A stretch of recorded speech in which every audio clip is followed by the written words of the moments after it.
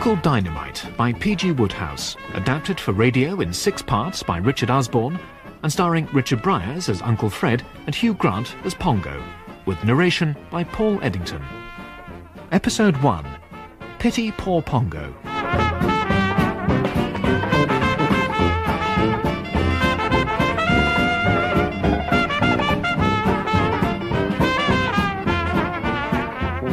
Reginald Twistleton's pals call him Pongo.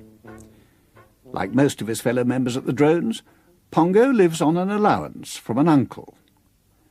But where other young men's allowance-paying uncles know their place and vegetate out of sight in the country, Pongo's loony Uncle Fred, Fifth Earl of Ickenham, comes hot-foot up to London whenever his dear wife Aunt Jane lets him off the leash. And poor Pongo has to pay the price.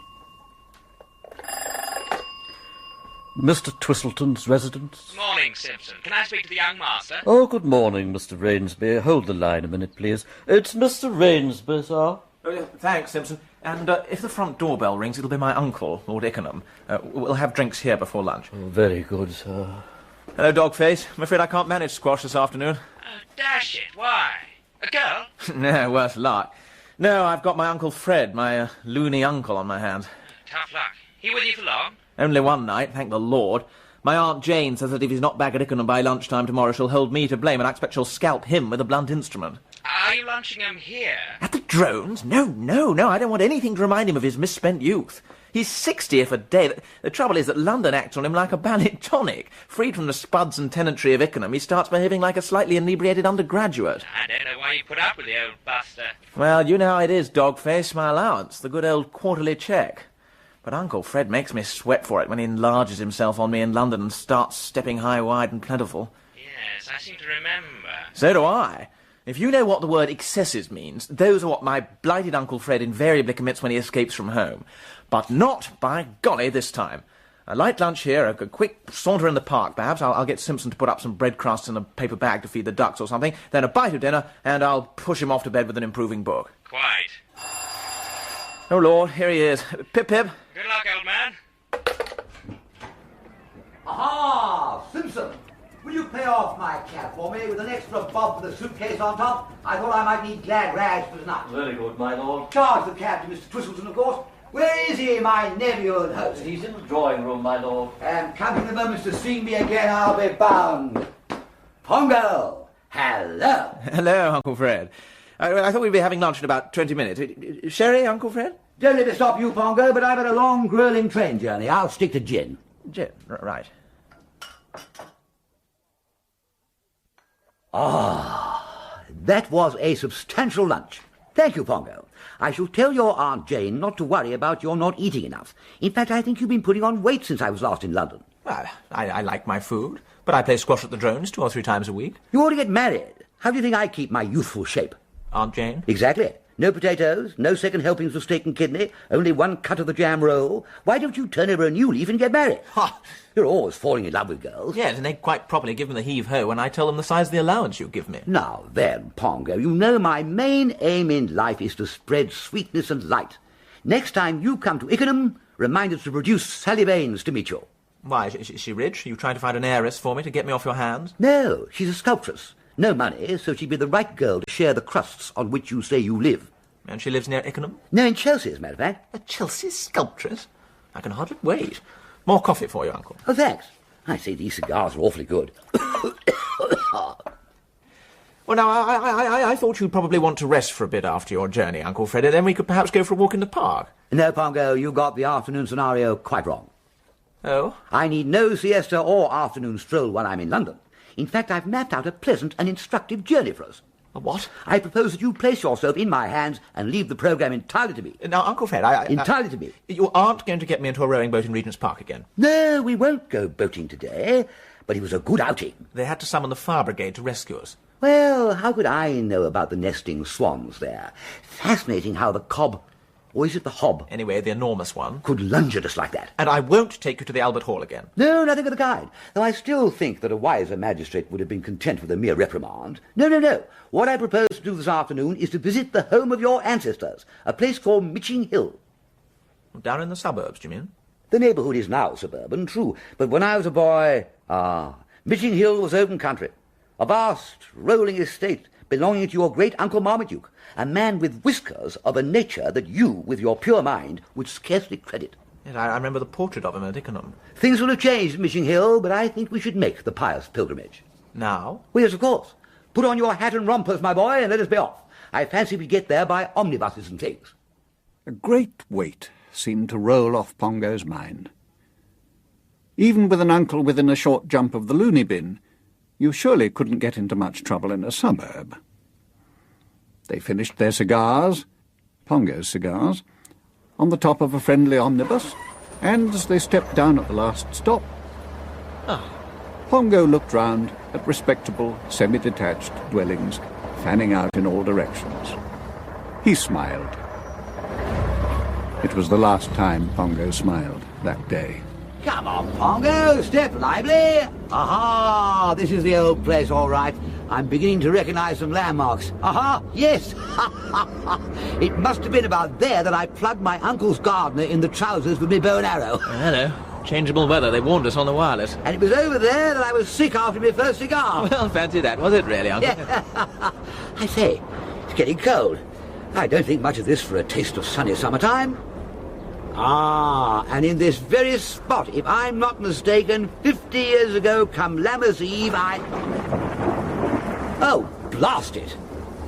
Come on, Pongo, we'll shelter in the porch of this house that for some reason calls itself the Cedars. Why didn't you insist we came with Macintoshes, umbrellas and Wellington boots? Uncle Fred, I'm cold and wet, and there's not much shelter in this porch either. I say, look, we're being watched.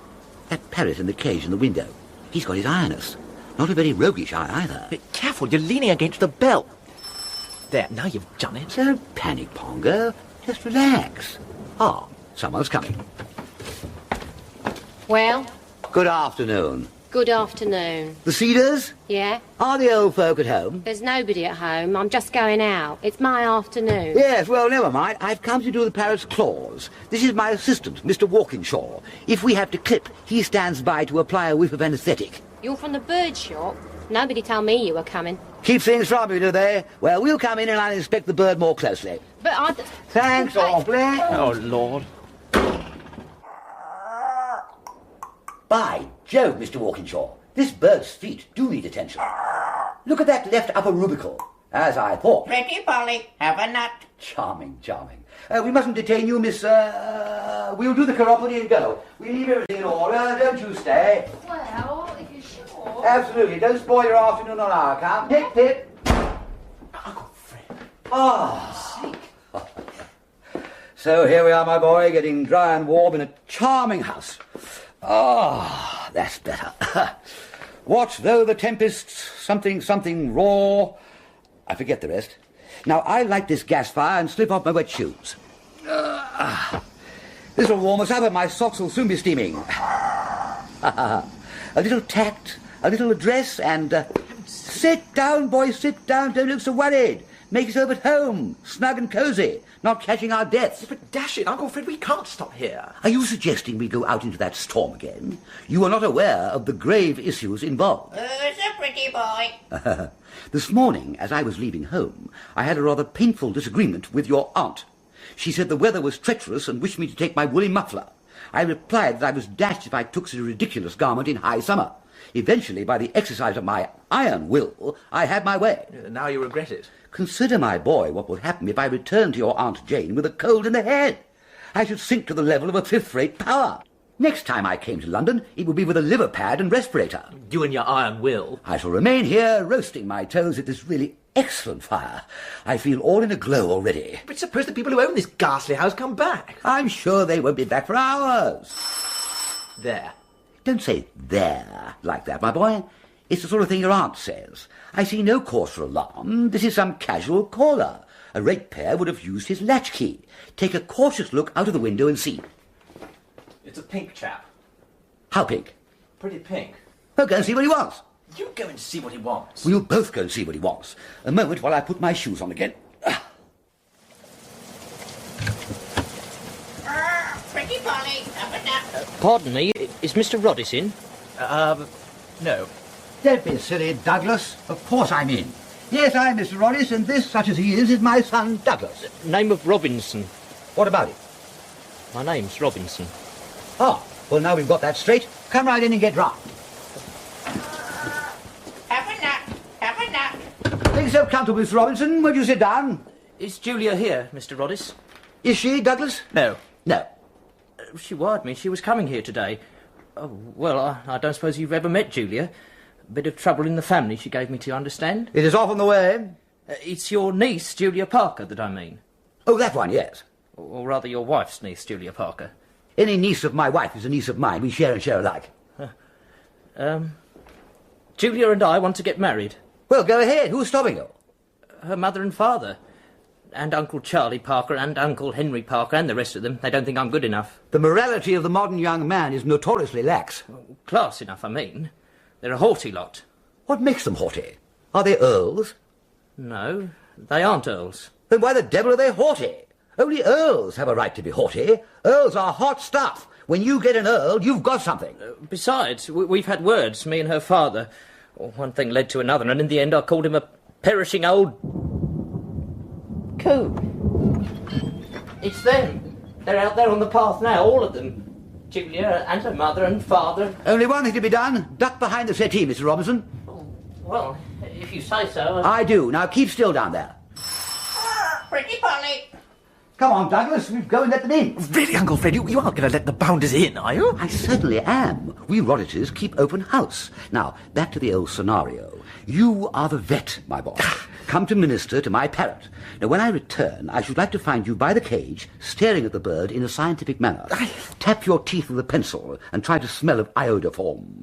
Go along now. Back to the parrot. Pongo acted as ordered.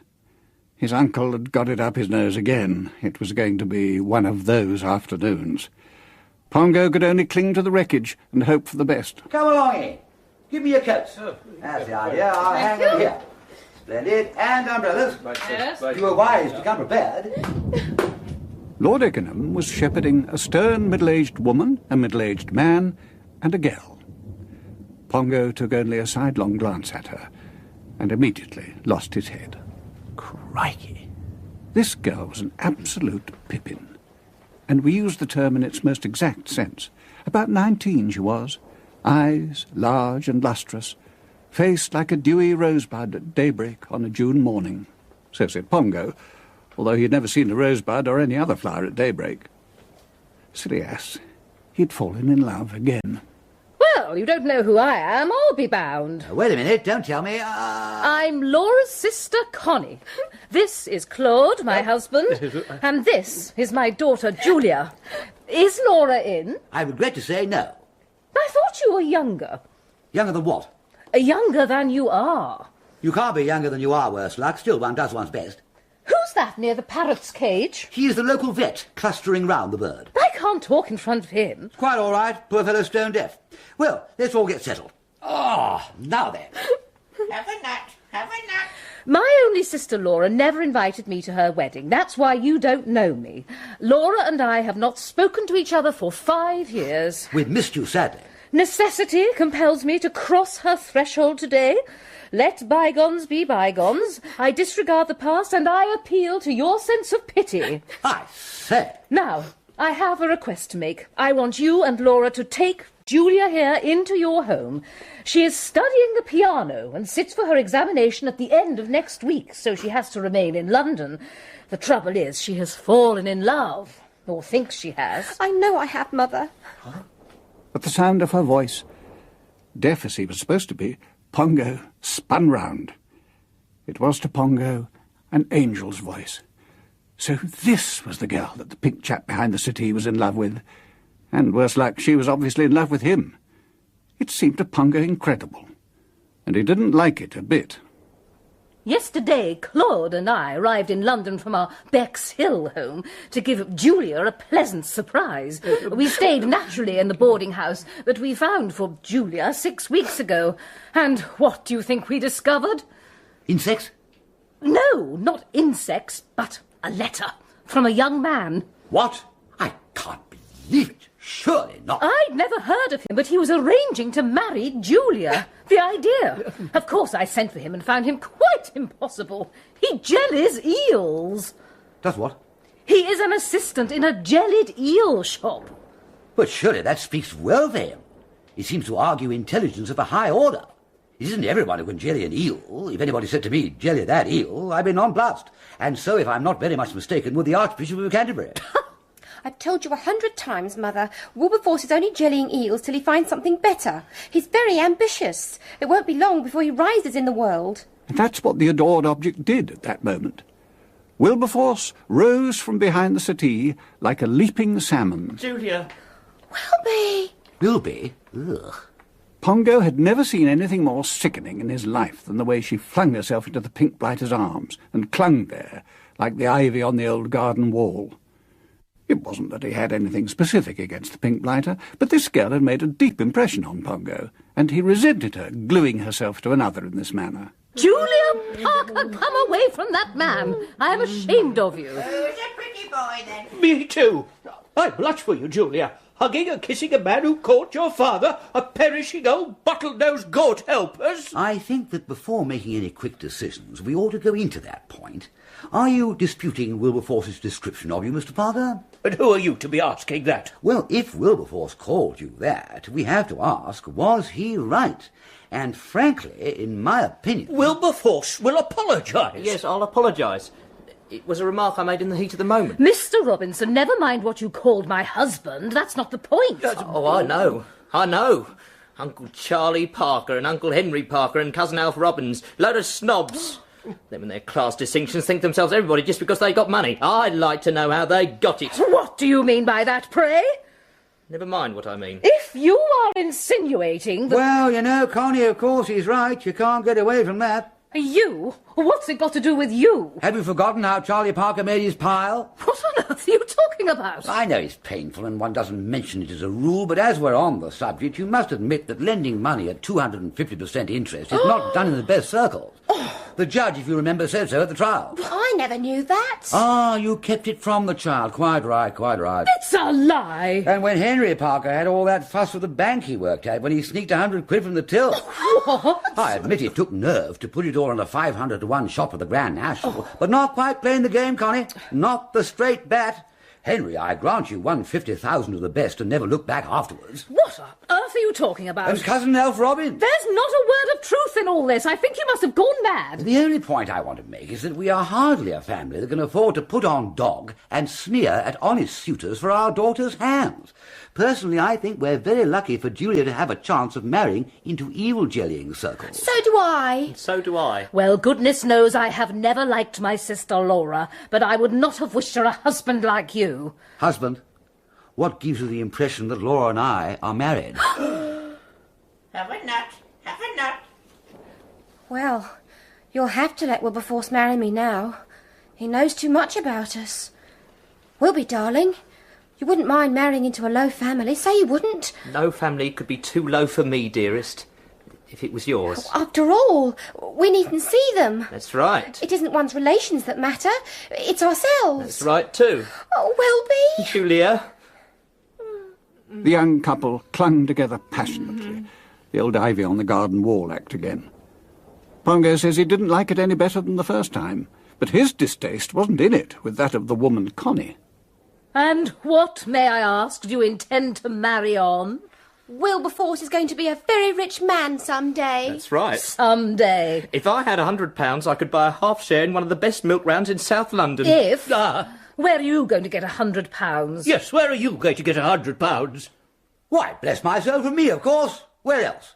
And before his nephew's bulging eyes, Lord Ickenham fished out from the recesses of his costume a crackling bundle of notes and handed it over. It was agony to Pongo to realise that the old bounder had all that stuff on him, and he, Pongo, hadn't touched him for a tithe of it. The vet wishes to say something to me. Excuse me, his deafness sadly has affected his way of speaking, so we talk, when we have to, in sign language. What is he saying to you? It's not easy. A dog bit his finger this morning in his surgery, and that makes him stammer. But I gather he wishes to speak to me in private. Possibly my parrot has got something the matter with him that he is reluctant to mention, even in sign language, in front of a young unmarried girl. You know what parrots are. We will step outside. So will we, Julia and I. Yes, we'll be. I feel like a walk now the rain's stopped. Will you excuse us then, Connie? I shall remain and take a cup of tea. You will not grudge us a cup of tea, I hope. Far from it. This is Liberty Hall. Make tea. You'll find the things in the kitchen. I don't know how to thank you, Mr. Roddies. You've saved our lives. Not at all, my dear. I think you're just wonderful. You are. Perfectly marvellous. I know. Don't give the matter another thought, my dear. Lord Ickenham kissed Julia on both cheeks, the forehead, the right eyebrow, and the tip of the nose. Pongo looked on in a baffled and disconcerted manner. Why should his uncle, and not him, be kissing this girl? I must say you're a remarkably pretty girl, Julia, and Wilberforce is a lucky man. It was always like this. When pretty girls came their way, his uncle nipped in and had his arm round their waists before he, Pongo, had taken his hat off. Eventually, this degrading spectacle on the porch of the Cedars ceased, and Julia and her Wilby pushed off.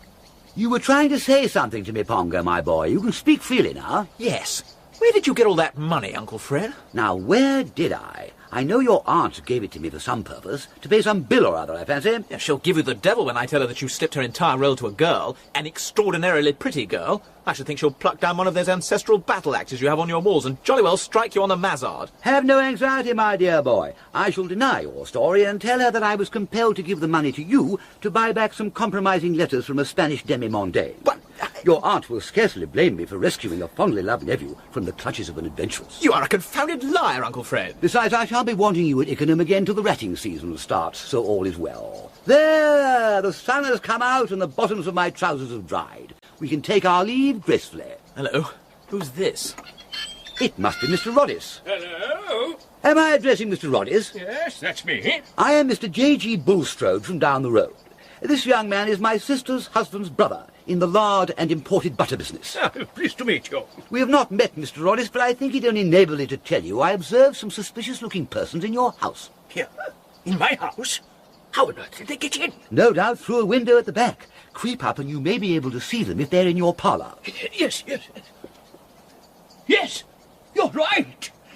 In my parlour, coolers, damn it, swigging my tea and buttered toast, and they've opened a pot of my raspberry jam. I should fetch a policeman before you confront them. Yes, I will. Yes, thank you, Mr. Bulstrode, thank you. Only too glad.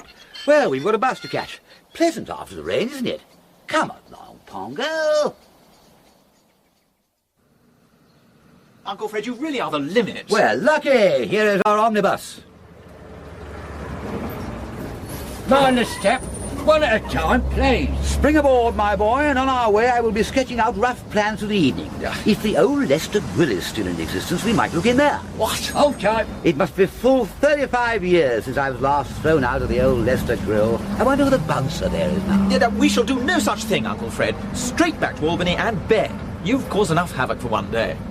But Pongo was wrong. On their way back through the suburbs, his uncle saw a huge sign above a gate, "Greyhound Racing Today." He dragged Pongo downstairs when the bus stopped.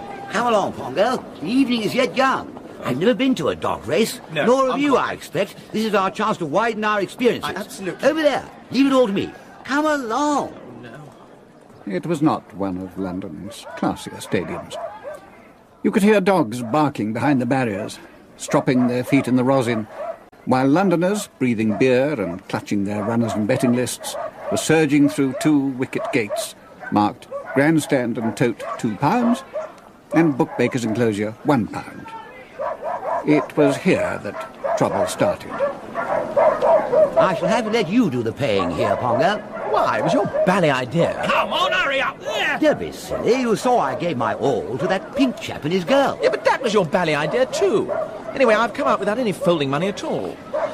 We'll go into the bookmaker's enclosure. I may be able to find a couple of quid somewhere. Here, Squire, you're holding up the traffic. 8 o'clock race will be starting any minute. Last bet. Sit back from the rail, gentlemen. They're in the trap. Get a move on. I've got to place a bet. I say, I must get something on Ickenham Fancy. I've just seen his name in the programme. No more bets.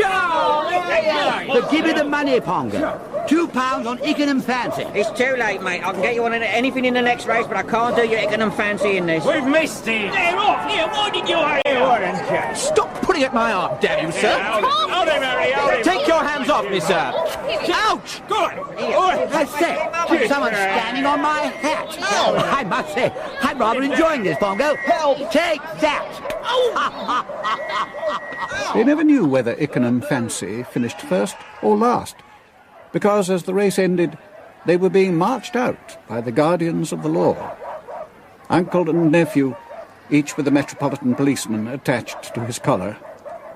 In Pongo's case, his collar was all that held the two sides of his coat together. Now then, I shall have to ask your names and addresses. Say nothing, Pongo. I'll do the talking. Say nothing. I can speak for both of us, Constable. We are neighbours. Usually on Wednesday evenings we meet for a game of chess. This evening, by a curious chance... Never mind the earlier bits. I saw you trying to strangle the man with a beard. Now, names and addresses, please. I am George Robinson of 11 Nasturtium Road, East Dulwich. Nasturtium Road. Got that? And this is Edwin Smith of number 14. 14. And you, may I ask? Me, what? Surely I may ask your name. Constable Potter's my name. Harold Potter. That satisfy you? And your number, I see, is 391. Good. What do you mean, good? Here's the van. Into the back, both of you. Come on. Thanks, awfully. Right, George. I'll be in the back with them. To the station. We'll get them registered at the desk. There you are, Harold. Right, now, George Robinson and Edwin Smith, both of Nasturtium Road, East Dulwich. Charge disturbing the peace at dog races. Wait a bit, Constable. That's not the way to spell nasturtium. N-A-S-T-U-R-T-I-U-M.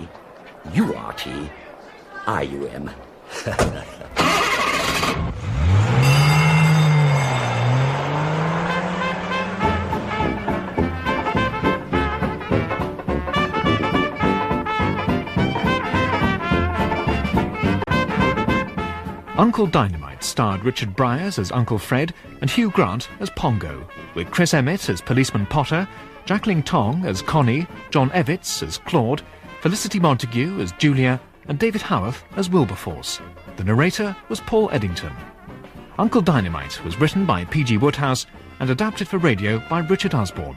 The producer was Gareth Edwards. This series of Uncle Dynamite first went out in July 1994.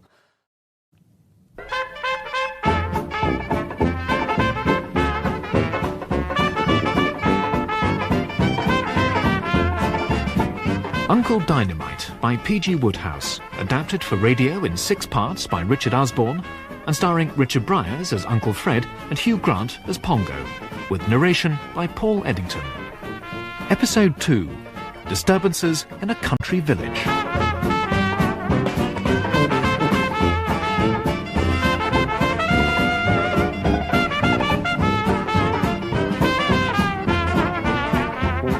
A year has passed since Pongo Twistleton and his deplorable Uncle Fred, Fifth Earl of Ickenham, were arrested at the dog races by P.C. Harold Potter, and gave their names as George Robinson and Edwin Smith, neighbours of Nasturtium Road, East Dulwich.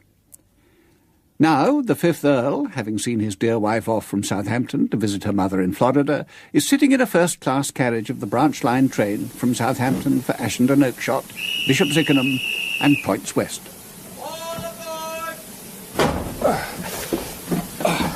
Ouch! Oh, I say, I'm sorry, sir. Isn't it full? Quite all right. No damage done. I say, you've got a lot of luck. Yes, I've been abroad. Just landed. I'll leave this stuff on the seat if you don't mind. Only going one stop. Of course. I say, excuse me, sir. Aren't you Lord Ickenham? I am. Fine! I'm pretty pleased with it myself. But why do you rejoice? You don't remember me. Bill Oakshott.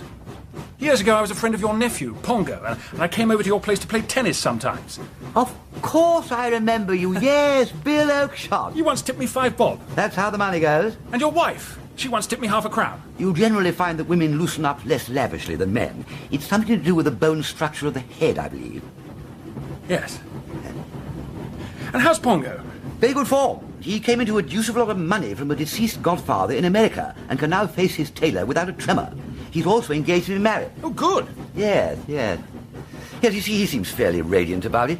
I must confess that I am less enthusiastic. I was hoping Pongo'd marry a different girl, a particular protégée of mine. Among the advantages she possesses is sense enough for two, which is just the amount Pongo's wife will need. But it was not to be. No, they did get engaged, but then Pongo told me it was all off, and that she'd handed him his hat, his letters, and the engagement ring in that order. Oh, dear. What had happened? I haven't found out yet. But Pongo, being Pongo, soon got engaged to another girl. And you approve of her? I hadn't met her. She sounds all right. He was always a pushover with the gentler sex. He was a Don Juan of the dancing class when he wore little Lord Fauntleroy suits. Oh, he'll chuck all that sort of thing now. Let's hope so, but you remember what the fellow said? Can the leopard change his spots, or the Ethiopian his hue? Or was it his skin? And talking of Ethiopians, has someone been cooking you over a small fire, or did you sit in the sun without a parasol? I've been in Brazil. I'm on my way home from the boat. Ah, you live in this neighbourhood? Ashendon Manor. Ah, not far from my place, Ickenham, I remember. Married? No, I live with my uncle. Or at least, he lives with me. Well, what's the distinction? Well, the manor really belongs to me. I was only 16 when my father died, and my uncle came bustling over from Cheltenham with wife and daughter and took charge. Ah. You'd think from the way he behaves that he owned the bally place. For instance, he's converted the drawing room into a museum for his damn collection of African curios. Does he collect African curios? God help him. And who has the star bedroom? Me? No, Uncle Aylmer. Who collars the morning paper? Me? No, Uncle Aylmer. Who gets the brown egg at breakfast? Don't tell me, let me guess. Uncle Aylmer? Yes, blast him. Ah. I suspect, Bill Oakshott, that you don't like having your Uncle Aylmer living at the manor. Right. Then why don't you bung him out? Well, I can't do that. There are complications. Well, tell me more. Bill sat gazing out of his window and saw only a vision of the lovely face of his cousin Hermione, and knew that he would soon be seeing her again, after 3 months in Brazil. And he wondered whether he would now have the courage to tell her that he loved her, had done so for 9 years, and wanted to marry her. This stop, Bill Oakshott, is where you get off. Ashendon Oakshott. Yes. Well, you better be girding up your loins. Oh, my God. Look at that. What Bill had seen as they got to the normally sleepy station was what might be called a sea of humanity, with at the forefront 2 men carrying poles with a placard lettered, "Welcome home, Mr. William." The eye was then drawn to a brass band, some Boy Scouts, a policeman, a clergyman, an assortment of villagers, and what looked like an infant's Bible class carrying flowers. An impressive personage with a large white moustache seemed to be directing the proceedings. Bible class, stop blubbing. Lord Ickenham saw what was happening. Bill Oakshott had blenched beneath his tan and looked like a stag at bay. Nip under the seat, Bill Oakshott. William! Where the hell is William? You can come out now, Bill. As neat a vanishing trick as I've ever witnessed, like a performing seal going after a slice of fish. I must get a wash. Thank you for your advice, sir. Saved my life. By now I should have been made to make a speech. Besides probably kissing all those ghastly kids with the flowers. Did you see them? I did indeed, and I have deduced that since you came to play tennis at my place and took our money in tips, you must have become pretty illustrious. I am myself a hell of a fellow, a first-class earl with documents to prove it. But have infants ever offered me bouquets? Never. What's all this about, then? I suppose my uncle must have got the thing up. That impressive citizen with a white moustache that looks as though it had been grown under glass? Yes. But what have you done to make him bring out a brass band and Boy Scouts? Well, I went on this expedition up the Amazon. Really? I thought you'd simply been connected with the Brazil nuts industry or something. Why did you commit this rash act, then? Wanted to get some girl out of your system, I suppose? Yes, something of the sort. I wanted to get away. Happened to see an advertisement in the Times about an expedition starting off the lower Amazon, run by a chap called Major Plank.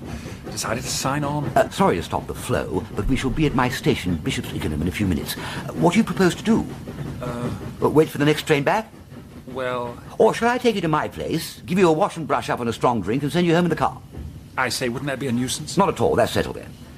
What are you going to tell your uncle to account for your non-appearance at his revels? By what I saw of him, he will demand a good, coherent story. Yes. What is he, your uncle? An all-in wrestler? He looked a dangerous specimen. He used to be governor of one of our crown colonies. Ah, tough nuts, these ex-governors. You didn't tell me his name. Bostock. Sir Aylmer Bostock. What? Well, I'll be damned. I knew him at school 45 years ago. Muggsy, we used to call him. Younger than me. One of those chunky, beetle-browed kids who scowl at their seniors and bully their juniors. I once gave him 6 of the best with a 5s bat for bullying a smaller boy. That sounds like him. I see it all now. Your welcoming party at the station. Muggsy is to stand for Parliament shortly, my paper informs me, and no doubt he thought putting on this show would impress the voters. Uncle to a man who has extended the bounds of civilization. That sort of thing. So that was young Muggsy, was it?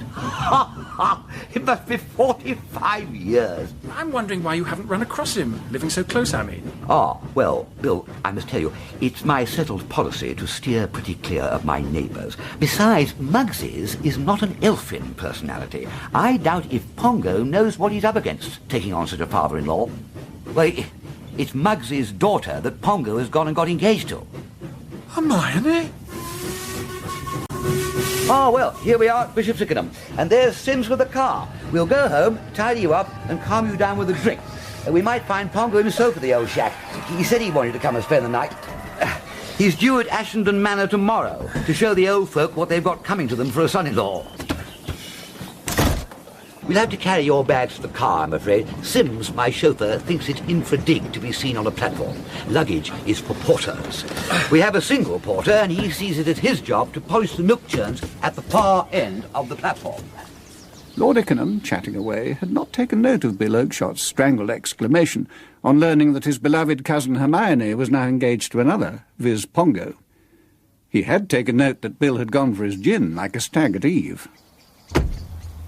Well, good night, Bill. Oh, that was a man-sized gin you gave me.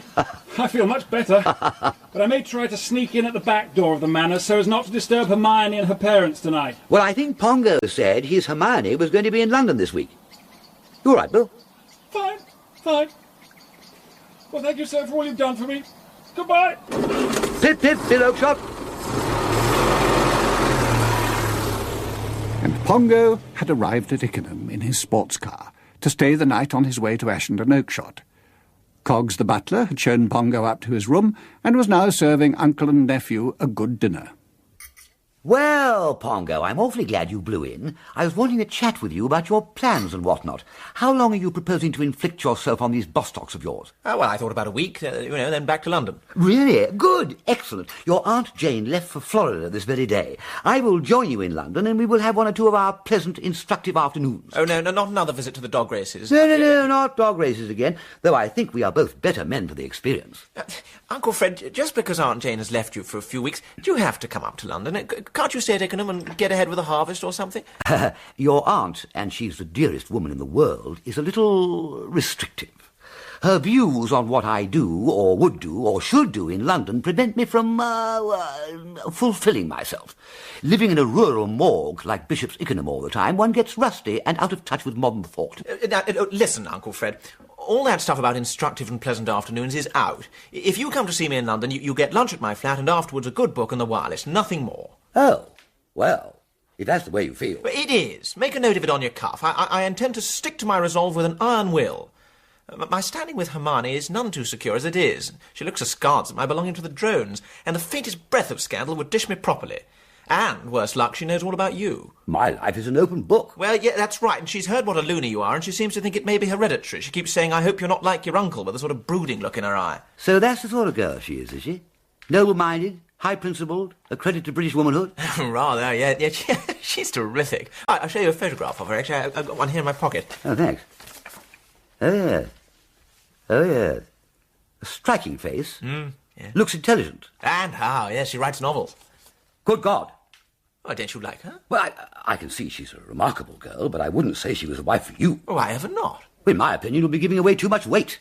That determined chin, those flashing eyes. What's the matter with flashing eyes? Dashed unpleasant things to have about the home, Pongo. To cope with flashing eyes, you have to be a man of steel and ginger. Are you a man of steel and ginger? No. You're like me, a gentle coffee caddy. How much? A coffee caddy is a man, there is no higher type, whose instinct is to carry the wife's breakfast tray up to her and to bill and coo as she wades into it. And what a coffee caddy needs is not a female novelist with a firm chin and flashing eyes, but a jolly little soul who, when he bills, will bill back like Billy-Ho, and will be right there with bells on when he starts to coo. The ideal wife for you, of course, would have been Sally Baines. That's enough of that, Uncle Fred. I'd always hoped that you and Sally would form a merger. And then came the happy day when you told me the thing was on. And then, damn it, came another day when you told me it was off. Why? All your fault, I suppose. It wasn't anything of the bally kind. Sally was down here with her brother Otis a few weeks ago. Incidentally, she left in my charge one of the busts she had been sculpting. That's it. There, over there, you see, on its stand in the corner. Oh, yeah. I couldn't get anything out of her about why you and she had broken up.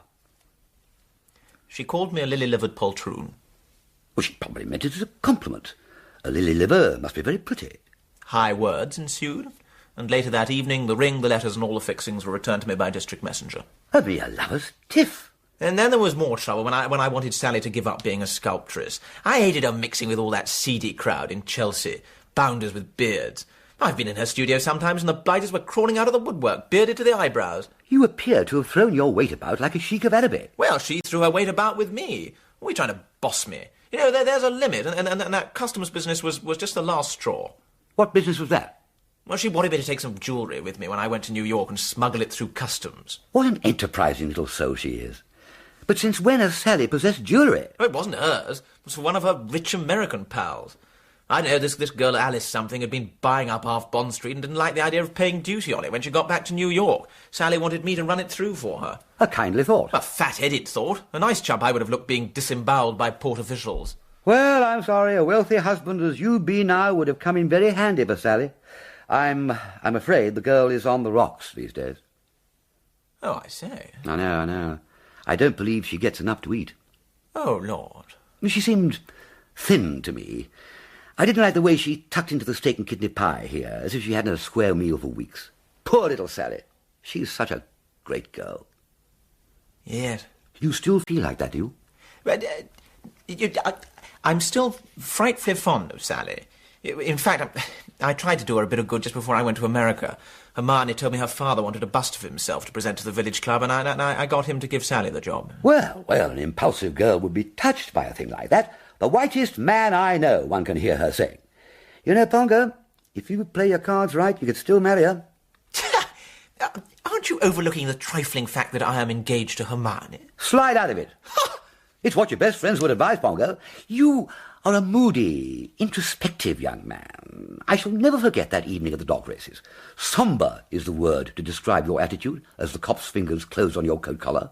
You reminded me of Hamlet. Well, What you need is a jolly, lively wife, the sort who sets booby traps for the bishop when he comes to spend the night. I don't suppose this Hermione Bostock of yours ever made so much as an apple pie bed in her life. I give her a miss. For your information, Uncle Fred, wild horses wouldn't make me break my engagement. Most unlikely they'll ever try. I worship Hermione. There's nothing I wouldn't do for her. To give you a rough idea, I told her I was a teetotaler. Good God. And why? Simply because she one day expressed a hope that I wasn't like so many of these modern suction pumps always lowering a couple of cocktails for the tonsils. Good Lord. I tell you, Uncle Fred, until now I have never known what love was. Well, you've had plenty of chances of finding out. I have watched you with the tenderest solicitude through about 57 romances, starting with that freckled child with a missing front tooth who blacked your eye when you tried to kiss her in the cloakroom. And now you end with this... This what? This gruesome combination of George Eliot, Boadicea and Lady Macbeth. This flashing-eyed governess, this 20-minute egg with whom no prudent man would allow himself to walk down a dark alley. Shall we join the ladies? There aren't any. Well, let's stop talking this ballyrot and go and have a game of billiards. Next day, Reginald Twistleton, Pongo to his pals, set out in his Buffy Pawson sports car for Ashendon Manor to present himself by appointment to the parents of the girl whom he hoped to marry. He pictured himself being cordially greeted at Ashendon by a bluff Sir Aylmer and a sweet-faced, motherly Lady Bostock. He looked forward with bright confidence to grappling them to his soul with hoops of steel. Damn. Servants all out? To Pongo's right, there was an open French window. Pongo walked round and cautiously entered. It was the room where Sir Aylmer housed his one great joy, his collection of African curios, spears, pots, masks, and primitive clay whatnots. Pongo picked up a piece, a sort of something, executed in red mud by an artist apparently under the influence of trade gin. Reginald! When a voice, thundering from the hall, made him drop it. Reginald Twistleton? Yeah, that's right, Twistleton. Reginald, you are Hermione's father? Hiya. Glad to see you, Reginald. My wife will be down in a minute. Hermione's still in London. What are you doing here? Didn't you ring at the front door? I did, sir, I did, but nobody answered, so I walked round to the open door here. Ah. I was just having a look at these, objects. Took me 10 years to gather this collection together. Every one of them priceless. Is that so? British Museum would give its eye teeth to get its hands on it. This one, for instance...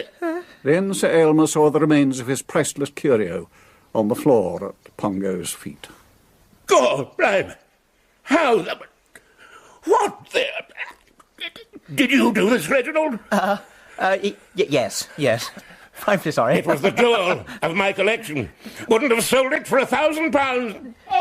Well? Aylmer, the vicar. Well? The vicar says that Mr. Brotherhood has developed measles, and he wants us to go to the vicarage to talk about This it. is Reginald, Emily. Hermione told you about him.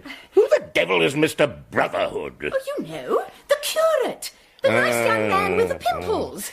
I was relying on him to judge the babies. Babies? What babies? The Bonnie Babies competition, dear. At the fete. Oh, it's terrible. Dreadful. I can't think who I can get to take his place. How nice to meet you at last, Reginald. Yeah. Have you ever judged Bonnie Babies? Me? Certainly not. No, Emily. We don't want Reginald. I'll tell you who gets the job. William. William? Oh, surely the last person. He would hate it. That's why. No argument, Emily. It's William. Serve him right for not arriving at the station yesterday and going on the toot with old Ickenham. All the trouble I'd gone to for a welcome. William may have lost me the seat when it comes to the election. Yes, dear. I'll tell him, dear. Now, the vicar... Yes, the vicar wants to talk to us. I'll drive you down to the vicarage now. Come on. Come on! Is he coming, dear? Pip, then. Pongo, disconcerted by the sudden departure of his host and hostess, waved them goodbye.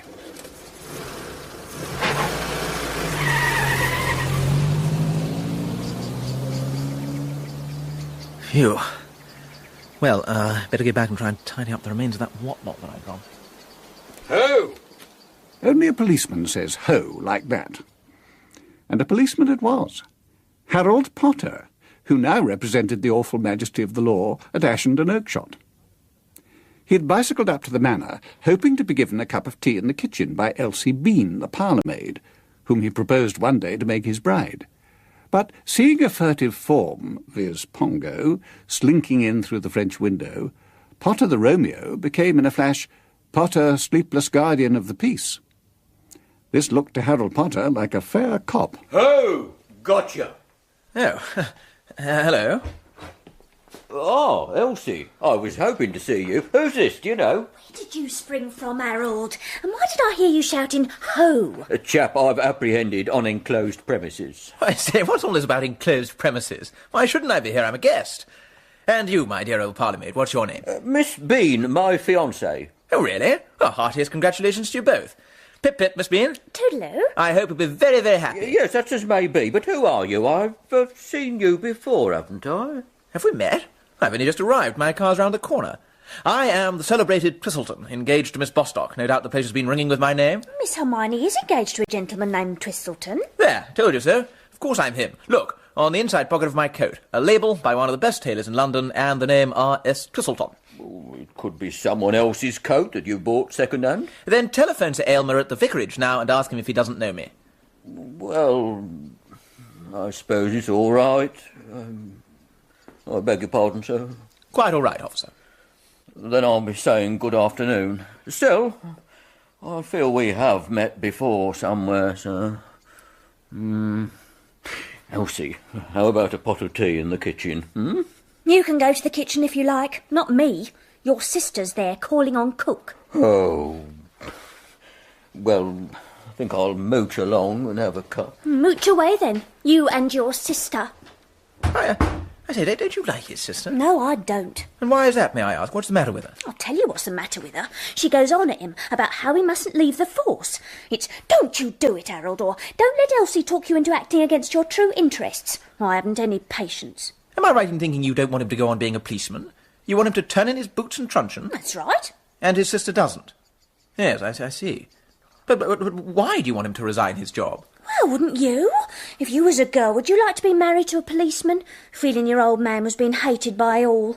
If I went home to Bottleton East and told my family I was going to get spliced to a copper, they'd have a fit. A nice thing for my brother Bert to hear when he comes out in September. Yes, I see what you mean. Harold won a football pool last winter. I want him to buy a pub, but he's scared of that sister of his.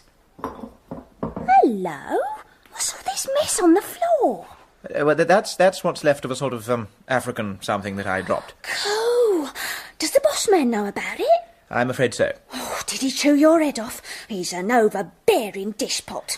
Lady Bostock seemed to me less of a man-eater. Oh, yes, she's all right, but he bullies her. The best of them all is Mr. William. He's their nephew. Oh, yes, I was forgetting Bill Oakshott. I knew him as a boy. Got a pink face, hasn't he? More of a tomato ketchup colour, I'd say. He's just back from Brazil. Oh, it sounds terribly exciting. They shoot birds with poison darts there, Mr. William says. Birds? To eat? Oh, no, you've got that wrong, young bean. How can you eat a bird that you've just killed with poison? No, I read somewhere that they do it with slings, actually. Slings? Yeah, what? They put a stone, say, well, like this paperweight, into a sling, rather like this handkerchief, you see? There it is. Then they sort of whirl it round their head like... Oh, my goodness, where did that one go? Oh, you aren't half breaking up the house. You'll catch it when his nibs gets back. Oh, dear. Well, what was it when it was in one piece? A sort of sawn-off statue, like. A bust, Cook calls it, of his nibs. Oh, he thought the world of it. Oh, golly. This is a nice bit of box fruit. Advise me, young bean. What do I do for the best, do you think? Well, look, it's kind of dark in that corner, so maybe he won't miss the old bus for a bit. He's short-sighted, but he thinks specs make him look silly. So I'd advise you to jump into that car of yours and drive lickety-split to London and buy another bus there. You come back and stick it up, and 10 to 1, he won't notice nothing. Brilliant. Pongo saw that Elsie had given him splendid advice, but he wouldn't need to go to London. Only last night his Uncle Fred had shown him a similar sort of bust at Ickenham, the one Sally Baines had left there.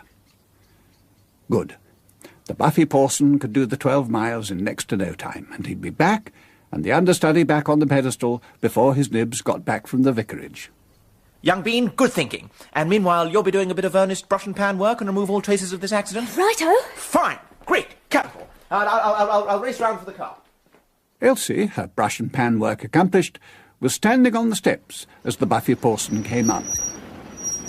Pongo stopped to thank her for all her help. He reached for her hand. I say, you've saved my life, young Bean. But for you, I would have been in the soup and going down for the third time. Come here, I'm going to kiss you. However, in this case, Bill Oakshott had just come round the corner, at the end of one of those long walks in which he tried to assuage his thwarted love for his cousin Hermione. And here was this smooth young man, Hermione's fiancé, kissing the parlour-maid. He was horror-struck. Elsie, wasn't that Mr. Twistleton? Yes, sir. Where's he off to? London. But he's only just arrived. Did he say why he was going to London? No. He just said, "Cool, I think I'll go to London," and popped off. Well, I say.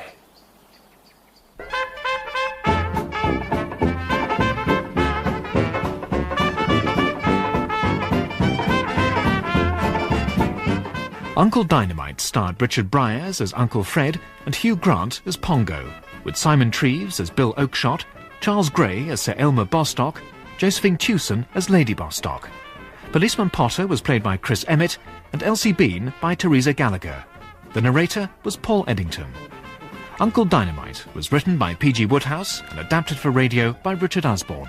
The producer was Gareth Edwards.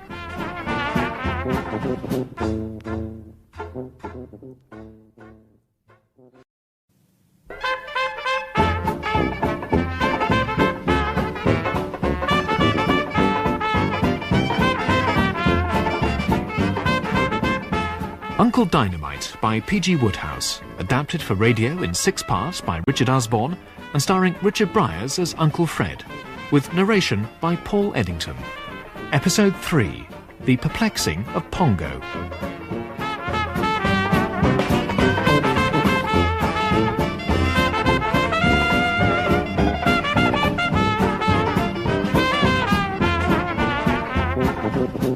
Pongo Twistleton's Uncle Fred, a.k.a. the Fifth Earl of Ickenham, wishes Pongo would marry his protégée, Sally Baines, pretty, a sculptress, not very successful yet, living in Chelsea. Pongo and Sally had been engaged, but they quarrelled, and now Pongo has got himself engaged to another. Meanwhile, the Fifth Earl has gone to London to take Sally out to dinner. Hi there, Sally. Uncle Fred, the man I love. Oh dear, I'm a bit out of breath. I had to see a man about a bust. Business first, quite right. Take your order for busts. But now, pleasure. We're going to Barrybolt's. Oh, Barrybolt's. But we're not dressed. Grill room, evening dress, not obligatory. But am I smart enough? My dear, you look like Helen of Troy after a good facial. The taxi waits, in you get. Thank you. It's better. Barrybolt's, please. Barrybolt's. We Earls step high. The best is none too good for us. It must be great being an Earl. It's terrific. I often lie awake at night aching with pity for all the poor devils who aren't. Though I suppose you know you're an anachronistic parasite on the body of the state. Or so my brother Otis says. He's just become a communist. Good Lord, has he? Well, you can tell him from me that if he starts any nonsense about trying to hang me from a lamppost, I shall speak very sharply to him. Doesn't he like Earls? Not much. He thinks they're bloodsuckers. What an ass that boy is. Where's the harm in sucking blood? We need it to keep our cheeks rosy. And it isn't as though I didn't have to work for my ration of gore. People see me now as a dickens of a fellow with 5 Christian names and a coronet hanging on a peg. But they forget that I started at the bottom of the ladder. You at the bottom of the ladder? I'm glad I didn't know you then. Quite. For years I was a younger son, a mere honourable. Why have you never told me this? I hadn't the heart to. A worm of an on. In Debrett, yes, but only in small print. You're making me cry. I can't help that. It's badly sad. Do you know how they treat ons, Sally? They have to go into dinner behind the Vice-Chancellor of the County Palatinate of Lancaster. Well, it's all over now, darling. Yes. In the end, by sheer pluck and perseverance, I raised myself from the depths and became what I am today. I'd like to see any Vice-Chancellor of the County Palatinate of Lancaster try to squash in ahead of me now. Here we are. Now, Sally, have a look at the menu. Order something rich and rare. Don't spare me. And tell me about yourself. Sculpting a lot of busts? Quite a lot. I get by. Now tell me, why did you send me that SOS? Oh. Caviar, souffle, then trout. Splendid. I'll have the same. The SOS was about Otis. My God. Otis again? Why did the nicest girls have the ghastliest brothers? Well, what is it? I want you to ask Pongo to do something for me. Pongo? Yes. I can't very well approach him after our quarrel. A shame about you and Pongo splitting up, Sally. Yes. Yes. How's he looking? Did you speak to him about me? Yes, when I cursed him for being an ass and letting you go, he told me the inside story. About my wanting him to smuggle Alice Vansittot's jewellery into America. Yes. And it was all so unnecessary. I've thought of a much better way of getting the job done, slipping the stuff through customs. I won't even tell you about it, but it's a peach of an idea. Can't miss. Alice is crazy about it. You realise, of course, it is very wrong to deceive the United States Customs Authority. Yes, it makes me miserable, poor darlings. Well, good luck to you. Food, splendid. Of course, you know it was silly of Pongo to take you so seriously when you broke the engagement. My dear wife broke ours 6 times, and each time I came out smiling. And now Pongo's gone and got himself engaged to someone else. Yes, Hermione, Sir Aylmer Bostock's only daughter. But there will be a bitter awakening. She'll give him the devil. You can see that from her picture. Oh, poor angel. I hate the thought of Pongo being unhappy. There. Oh, thanks awfully. Now, what did you want me to ask Pongo to do? For you, I'm sure he'll do it. He's still damn fond of you, Sally, you know, he told me. Did he? Yes, and it was Pongo who put Sir Aylmer Bostock onto you for that bust you mentioned. Was it Pongo who got me that job? I love him for that. And not telling me. That was through that bust that poor Otis's trouble started. Go on. Well, Sir Aylmer seemed not to like the way I was tackling the bust for him. Philistine. He compared it unfavourably with the one he had done when he retired. But where does Otis come into all this? Don't rush me. Sir Aylmer told me in conversation that he had written his reminiscences. Good God, what for? Quite. But he soon found out that for his sort of book, you have to pay the publisher. He doesn't pay you. So I said to myself, a job for Otis. Don't tell me. Otis took it on and made a mess of it. Yes. Somehow, he muddled the pictures Sir Aylmer had given him with those for a book on modern art he was publishing. And when Sir Aylmer's book came out, the frontispiece had a picture of a nude female with the caption, "Myself in the early 20s," printed under it. Ouch. So Sir Aylmer sent my bust back with a stiff note and no payment, and he's bringing an action for enormous damages against Otis. I see. That's why I want Pongo's help, to use his influence with his father-in-law-to-be to get him to withdraw his suit. But is Pongo persona grata with Sir Aylmer? Oh, surely. Well, I hope so.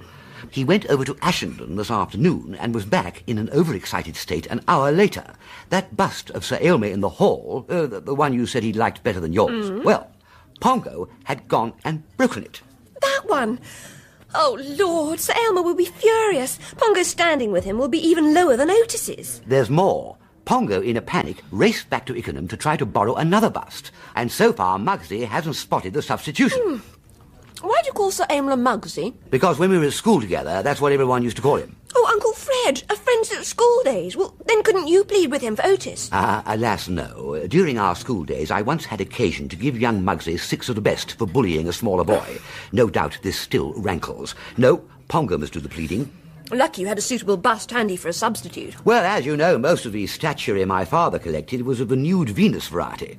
Parts of the garden looked like ladies' night in a Turkish bath. So if you hadn't providentially left a bust in my care... Uncle Fred, you didn't give Pongo that one. Why? What was wrong? It had Alice Vansittart's jewellery in it. Worked into the plaster at the top of the head. Alice was going to call for the bust next week to take it to America. Oh, Lord.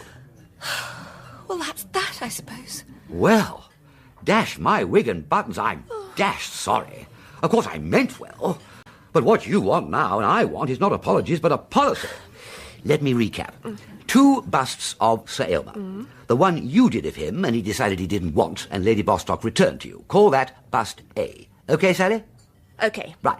Then the bust that someone else did of him, the one that Pongo broke. Call that bust B. Bust B, OK. Then the other one you did, not of Sir Aylmer, and left with me at Ickenham. That's bust C. The one in which you buried the jewellery for your friend, I forget her name. Alice Vansittart. For Alice Vansittart, and which Pongo, with the best intentions, grant him that, took from Ickenham and put up on a vacant pedestal left by bust B. And that's the one which we must by hook or by crook get back safely. Correct. Now I'll pay the bill, take you home to Chelsea and call for you tomorrow in the car. We'll go to Ickenham and then on to Ashendon, taking with us your bust, bust A, and I will substitute it, no problem, for the treasure chest bust C, which we will bring back in triumph to Ickenham. Don't worry, my dear, you've got your Uncle Fred on your side. Frederick Altamont Cornwallis, 5th Earl of Ickenham. You're a lucky girl. Mwah. Uncle Fred's plan was a good one, but Sally changed the scenario. She would do the switching of the busts. She knew the geography of Ashendon Manor. Uncle Fred didn't. She hoped to get in and out of the house, unseen and uninterrupted. She took bust A with her in a string bag. Left and down the steps. Sally got to the curio room, switched the bust successfully, and was heading for the garden and Uncle Fred in his car, when... Hello? Oh, hello, Lady Bostock. You frightened me. And I'm trespassing. Sally, my dear. Oh, Sally, I see you've got that bust. I am sorry Sir Aylmer behaved so badly about it. But I couldn't say anything then. And now I've got a chance to make amends. I'll send you a cheque for what Aylmer ought to have given you. We'll keep all this secret from him. Oh, really, Lady Bostock, you're so kind. I'll take charge of the bust. It can stay in the bag for the time being. I'll put it in this cupboard here. Oh, but really, you mustn't... We'll decide what to do with it. Where we shall put it later. Will you forgive us, Sally, dear? Aylmer is so quick-tempered.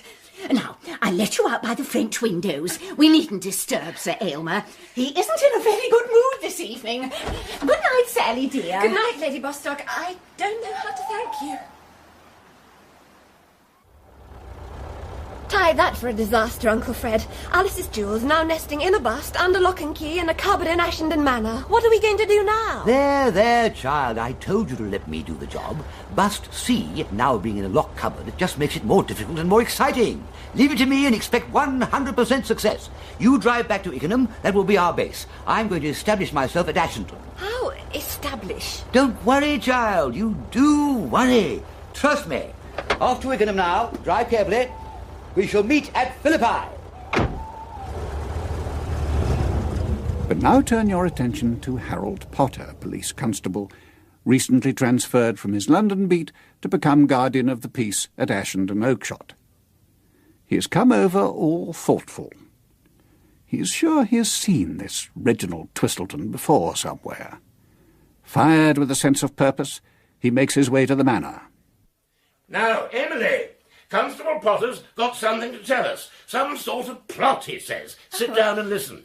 Potter, tell her ladyship your strange story. It's about Reginald, Emily, or rather, a fellow posing as Reginald. What do you mean? Reginald's an impostor. I had my suspicions of him all along. I didn't like his eyes. Sly, shifty, what you'd call a criminal type. Potter, sir, get on with your story. On the 16th inst... Yesterday. On the 16th inst, which was yesterday, I was proceeding up the drive to Ashendon Manor on my bicycle when my attention was drawn... You saw Potter. Well, carry on. I saw a suspicious figure. I questioned him and I accepted his bona fides, but... Here comes the sequel, Emily. I felt sure I had seen the man before somewhere, and the name had not been Twistleton then. Or anything like it. Are you asleep, Emily? No, dear.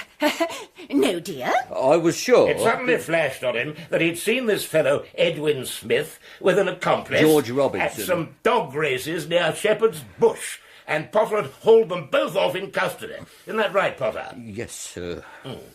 Now, do you believe me, Emily? Reginald is an impostor. Then what's he doing here? I think... Potter thinks that Reginald, or I should say Edwin Smith, is really an advanced man for a gang of burglars. And I think he's right. It's my African curios they're after. Well, then where's the real Reginald? The burglars must have known he was coming here. Oh, don't be childish, Emily. The gang's first step would be to make away with the real Reginald. Make away with him? Yeah. How? Good Lord, how do chaps always make away with chaps? They telephone them, m'lady, telling them to come to ruined mills and then lock them up in a cellar. Oh. Or They'd slip drugs into their drinks and carry them off in yachts. Oh. There are hundreds of ways. I expect we'd find the real Reginald at this moment lying bound and gagged on a pallet bed. I believe they're called charpoys. In Limehouse, eh, Potter? Yes, sir. Or in the hold of a tramp steamer bound for Valparaiso. Yes, sir. All right, Potter, that's all. Go and get a glass of beer in the kitchen. Oh, yes, sir. Yes. And now to business. Oh, where are you going? To confront this impostor and kick him out, of course. But what? Well, suppose there is some mistake.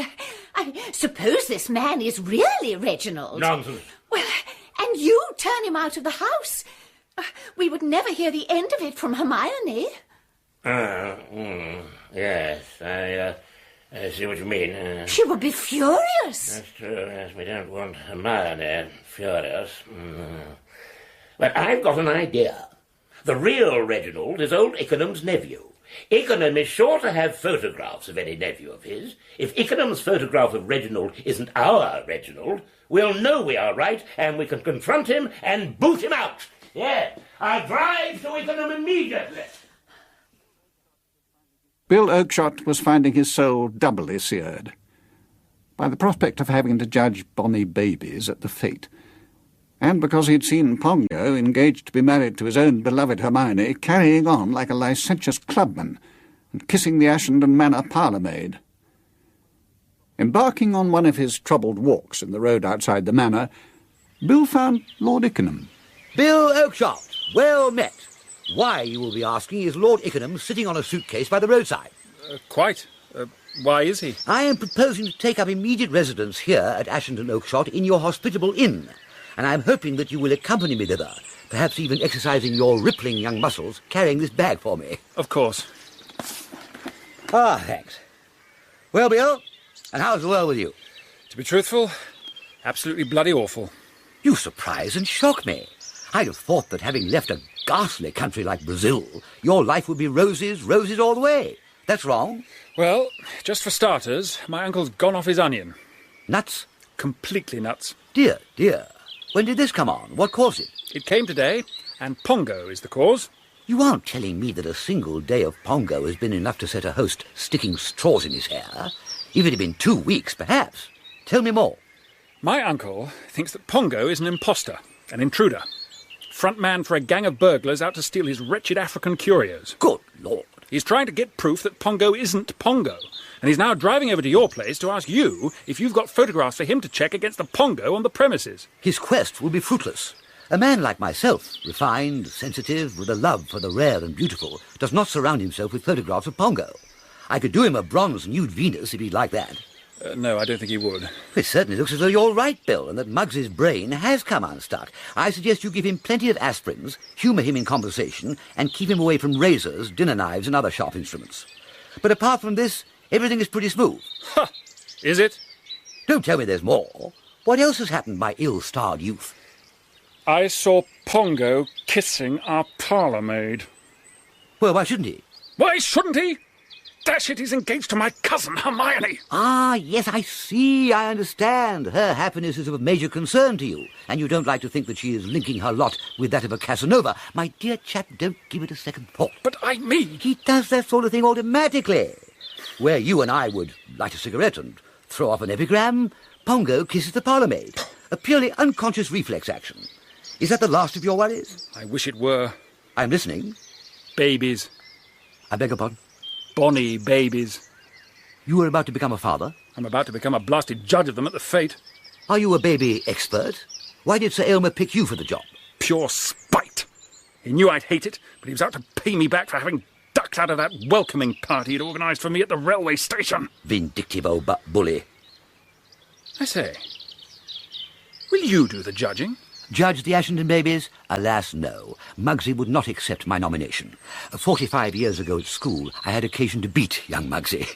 6 of the juiciest with a 5's bat for bullying. Oh, but dash it. You'll have forgotten that after 45 years. Bill, you grievously underestimate the suppleness of my wrist if you suppose that anyone to whom I administered 6 with a 5's bat would forget it in 45 years.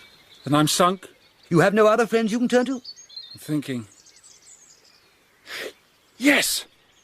I might be able to lay my hands on Plank, the leader of my expedition to the Amazon. Major Brabazon Plank. You interest me strangely. I was also at school with a Brabazon Plank. He still owes me 2 bob. Is your Brabazon Plank a pear-shaped chap, very broad in the beam? Yes. Practically all backside? Yes. Then it must be the same fellow. Bimbo, we used to call him. It's extraordinary what a mine of my old schoolmates I'm finding. And you think you could contact old Bimbo? Yes. No. I remember on the boat coming home, he was moaning that he would have to go and visit his sisters. He kept saying he couldn't face it because they were all knee-deep in babies, which he would be expected to kiss. No, Plank'd be no good. No, it sounds entirely likely that he made this expedition to Brazil especially to avoid his sister's babies. Anyway, cancel the Plank idea. It looks as though you will have to fall back on me. What? You'll do it? Invite me to your home, and in return for your hospitality, I will judge bonny babies till my eyes bubble. But you said... I said that Muggsy would strenuously oppose the entry to his house, your house rather, of a man who beat him 45 years ago. But I propose to come in the identity of someone else. I never do feel comfortable going to stay at houses under my own name. It doesn't seem sporting. You mean you just blow in, calling yourself Jones or Robinson? Well, suppose my uncle found out. Are you afraid of Muggsy? Yes. More than of bonny babies? I see what you mean. Come to think of it, I shall call myself Major Brabazon Plank, old Bimbo. Well, what more natural than that you ran into your old comrade and leader taking a motor tour of England? Fine. So, I am now Major Brabazon Plank, your guest at the Manor. Lord Ickenham, I believe you've got the answer. Ah, right. Fine indeed. Let's go. And for carrying that suitcase as far as the pub, the reward will be a frothing pint at the bar. They'd hardly walked 100 yards when they saw Sir Aylmer. He was coming home, angry, from a useless visit to Ickenham. He'd been coldly treated by Coggs the butler, and he had seen no photographs of Lord Ickenham's nephew, Reginald. Hello there, Muggsy! A very happy pip-pip to you, my bounding Bostock. Who the devil are you? Muggsy, I do believe you've forgotten me. What? I'm Plank. Major Brabazon Plank, Uncle Aylmer. What? Major Plank ran that expedition I was on, to Brazil. Don't let him mislead you, Muggsy. In a strictly technical sense, you might say I ran that expedition, but the real big noise was Bill Oakeshott here. Oh, go easy, Plank. He was the life and soul of the party, Muggsy, giving up his water ration to the sick and ailing, conducting himself with cool aplomb among the alligators, and encouraging with word and gesture the weaker brethren who got depressed because they couldn't dress for dinner. Chill steel, Oakeshott, we used to call him. You should be proud of such a nephew. Plank? You can't be Plank. Why not? The Plank was at school with me. That very Plank. But he was a fellow with an enormous trouser seat. Ah, yes, I see what's worrying you. As a boy, I was bountifully endowed with billowy curves in the area indicated, but I've been using Slimo, the sovereign remedy for obesity. You ought to try it, Muggsy. You put on weight. Well, I'm damned if I would have recognised him. Nor I you had not Bill Oakeshott here given me the office. We both was altered since our joint school days. I don't think you had a white moustache then, did you? And there's no ink on your collar now. You really are, Plank? And what are you doing here? Major Plank is on a motoring tour around these parts, Uncle Aylmer. Oh, well, you'll be wanting to get along. Goodbye, Plank. That sad word will not be necessary, Muggsy. Prepare to receive tidings of great joy. I'm coming to stay with you at the Manor. You're what? I couldn't refuse Bill's pressing invitation. And as your guest, I have consented to judge the bonny babies at your fete. You're not going to judge the bonny babies. Yes, I am. No, you're not. Let's not have any lip from you, Muggsy. Huh? I see you're standing for Parliament at the next election. Don't forget that as leader of that expedition, I could swing a lot of voters your way, or against you. I see. Blackmail. Do I judge those bonny babies then? Well, I must go to the inn now to get a few things fixed, and then I will present myself at your, or isn't it Bill's, home. You were doubtless anxious to hurry on and get my room ready. Southern aspect for choice, swept and garnished. You'll keep me company at the inn, won't you, Bill? I'll be in the bar. Take your time. Lord Ickenham had had time to walk to the inn, telephone Sally, and consume half a tankard of the good beer, when Bill came through the door of the bar, in a state of considerable excitement and anguish. Bill Oakeshott, you will say not a word till I have placed before you a tankard like mine. There, drink, and then tell me what's troubling you. You can't go on with your scheme of coming to the house. Can't? A strange word to use to the last of a proud family. Did my ancestors say can't when sent to put it across the Saracens and the Crusades? Stop! I'll explain. After you went away, Uncle Aylmer went off in his car, leaving me stuck there in the road with your suitcase. Then, providentially, Constable Potter came by on his bicycle, and I persuaded him to take the suitcase up to the house on his handlebars. I said it belonged to Major Brabazon Plank, and that he was coming to stay. You told Potter that the suitcase belonged to Major Brabazon Plank? Yes. And his face lit up, and he said, Major Brabazon Plank, coup, I knew him well from my old village. I played cricket with him hundreds of times. I'll step up and shake hands with him when I finished my tea. You're sure Potter got the words Brabazon Plank correctly? Yes, sure. Then what we must do is to tell the blasted Potter that I am your Plank's and his Plank's brother. Plank's brother? Could we get away with it? There are no limits to what I can get away with when I'm functioning on all cylinders. We might go and call on Potter now while he's eating his tea and make sure he gets the picture clearly. Where does he live? Just around the corner. Then finish up your beer and we'll go straight away. The game's afoot. Any questions? No questions, sir. Forward march. In the garden of the little house labelled Police Station was a pram containing a 9-month-old baby who was taking a nap. Is Potter a married man? No, that's his sister's baby. She lives with him. Her husband is a steward on one of those South American liners. He's away most of the time. But not all the time, one deduces. Oh, hello, Mr. William. Oh, hello, Potter. We thought we'd look in. This is Brabazon Plank. Constable Potter, I was anxious to make the acquaintance of one of whom I've heard so much. My brother has told me all about you. So you're the brother of the chap I used to play cricket with at Lower Shagley? He never told me he had a brother. He kept things from you, did he? Too bad. Yes, I am his elder brother. Bill Oakshott was telling me you knew him. He said you was him. Surely not. Oh, yes, he did. He gave me your suitcase to take to the Manor. He said this here belongs to Major Brabazon Plank, didn't you, Mr. William? Well, obviously a slip of the tongue. He meant Brabazon Plank Major, as opposed to my brother, being younger than me, Brabazon Plank Minor. And what renders it all the more complex is that I myself am a mining engineer by profession, so you've got to accept that the minor is the major and the major is a minor. I have known strong men to break down realising this. Well, I must say... Oh, hello, Mrs. Stubbs. We were just giving your baby the once-over. What? Your baby, madam? Is this remarkably fine baby yours? Yes, sir. It's my little Basil. What a sweet name. And a sweet child. A starter, I hope. Sir? You have entered him for the Bonnie Babies contest at the Fete. Oh, yes, sir. Good, excellent. It would be madness to hide his light under a bushel. Have you looked at this outstanding infant closely, Bill Oakshott? You never have a better opportunity to study a classic yearling. And what lungs! I always mark heavily for lungs. I should explain, madam, that I am to have the honour of acting as judge at the contest at the Fete. You are, sir? Yes. Oh, there, Basil. Is your husband at home? If so, I would advise him to put his shirt on this child for top honours in the Bonnie Baby show. Oh? You too, Constable Potter. Where is Constable Potter? Well, we were pushing along now, Bill. We have much to do. Goodbye, Mrs. Stubbs. Goodbye, baby. Goodbye, Omga. Oh, well, Potter's gone, of course. Goodbye again, Mrs. Stubbs. Potter had indeed gone to find Sir Aylmer. Potter had recognised this so-called Major Brabazon Plank as the George Robinson of East Dulwich he had arrested a year ago in London at the dog races. That made two of them, George Robinson and Edwin Smith, impostors, now both staying at the Manor.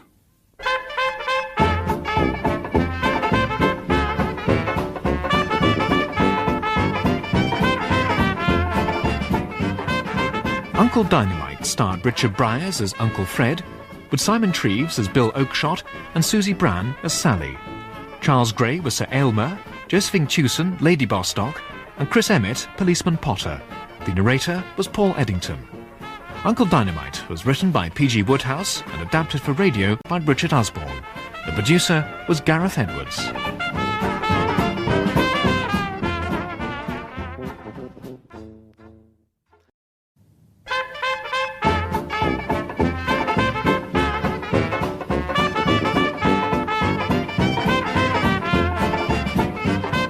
Uncle Dynamite by P.G. Wodehouse, adapted for radio in 6 parts by Richard Osborne, and starring Richard Briers as Uncle Fred and Hugh Grant as Pongo, with narration by Paul Eddington. Episode 4, Night Alarms and Excursions.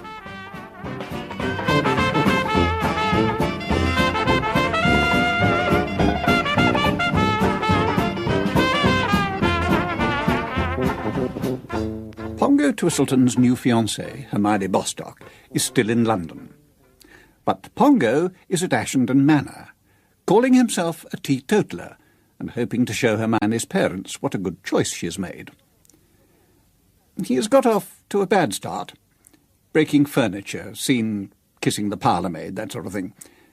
He had not, though, expected to find his loony Uncle Fred, Lord Ickenham, staying in the village, nor Sally Baines, the pretty Chelsea sculptress whom Pongo had once loved and lost. Nor had either Pongo or Lord Ickenham expected to be recognised by the Ashendon policeman as the George Robinson and Edwin Smith of East Dulwich, whom he had arrested a year ago. Why, Pongo, in a country house garden and reading a book. What a change from the London clubman with suede gloves and tight-rolled umbrella. You're just the man I was looking for. But I left you at Ickenham. The parting was agony. You told me you were going to London. So I did. You never said a word about coming to Ashendon Oakshott. No, but you know how it is. Things happen, one's plans become modified. Oh, God, I might have known it. You were going to start something. No. Then what's up? I don't know that I go as far as to say anything was actually up. Certain complications have arisen, that is true. Let me begin at the beginning. I went to London and gave Sally dinner, and she revealed why she wanted so urgently to see me. Her brother Otis is in trouble again. Yeah, I might have guessed. And she asked me to tell you about it and endeavour to enlist your aid. Very well. Tell me. I'll do anything I can for Sally, as you know. Quite. Well, Otis is in this new publishing business of his.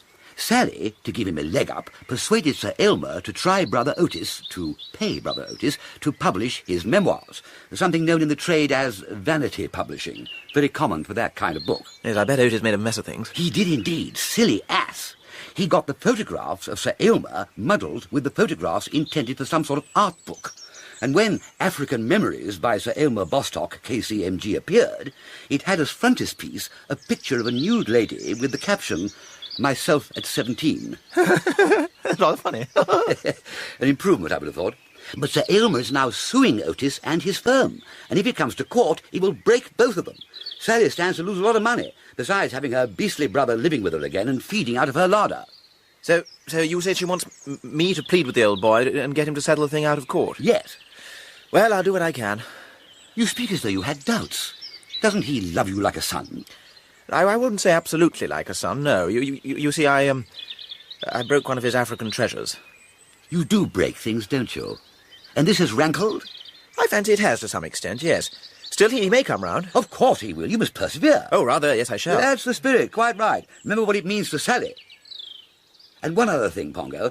You remember you came to Ickenham and borrowed a bust to put in the corner where the other one had been, the one you broke? Yes, well, everything went according to plan. I sneaked it in all right. Testing experience, though. Beetling across the hall with the thing in my possession, expecting every moment to feel old Bostock's hot breath on the back of my neck. Yeah, right. Yeah. Well, I'm rather afraid I need it back. What? You see, that bust you snitched from Ickenham was one that Sally had left with me, and it contained, and contains still, I hope, jewels of great price that Sally's American friend is to smuggle past the New York customs next week. Huh? Now stand by for a further complication. Oh, God. Well, go on. And it's top marks to Sally, what I'm going to tell you.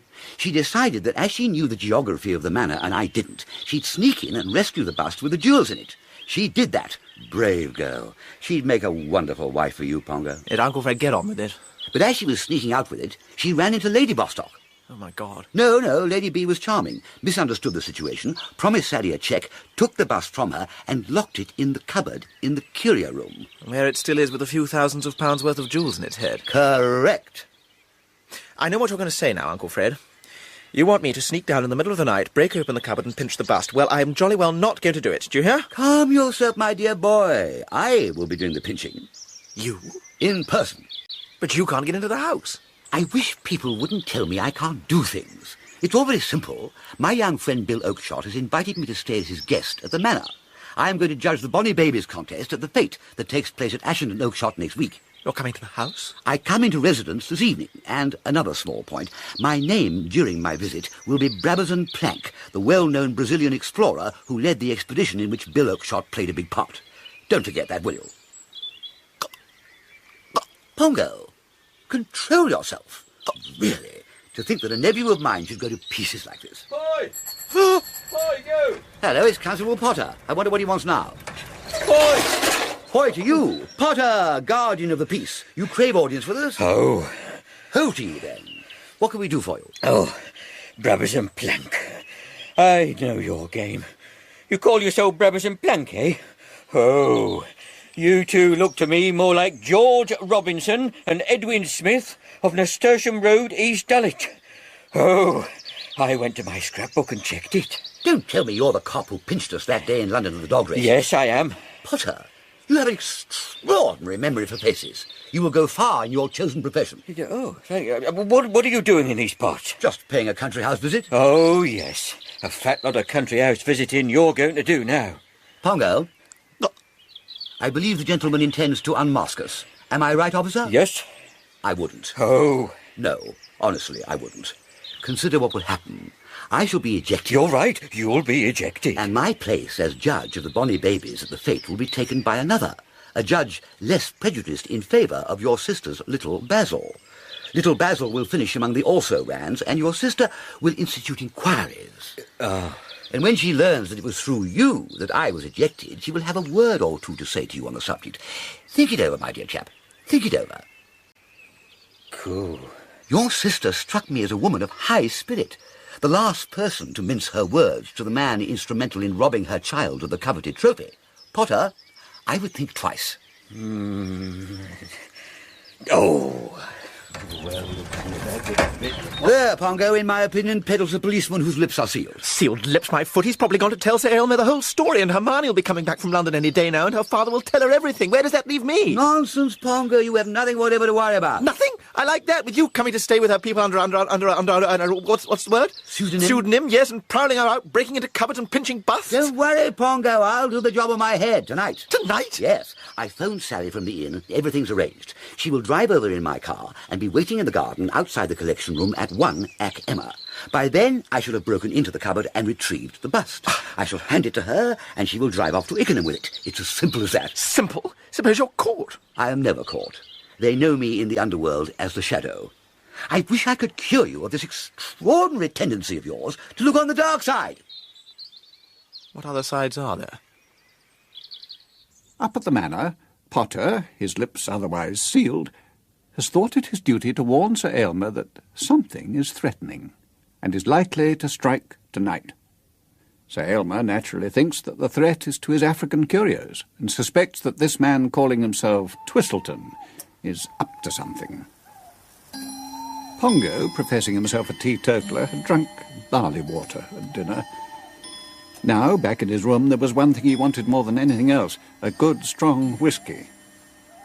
3 minutes later, in the drawing-room, in his dressing gown, he was pouring with trembling fingers the snifter of a lifetime. He poured himself another, and took it to the sofa, and settled back to twiddle his bare toes and smoke a cigarette. But his solitude was short-lived. What?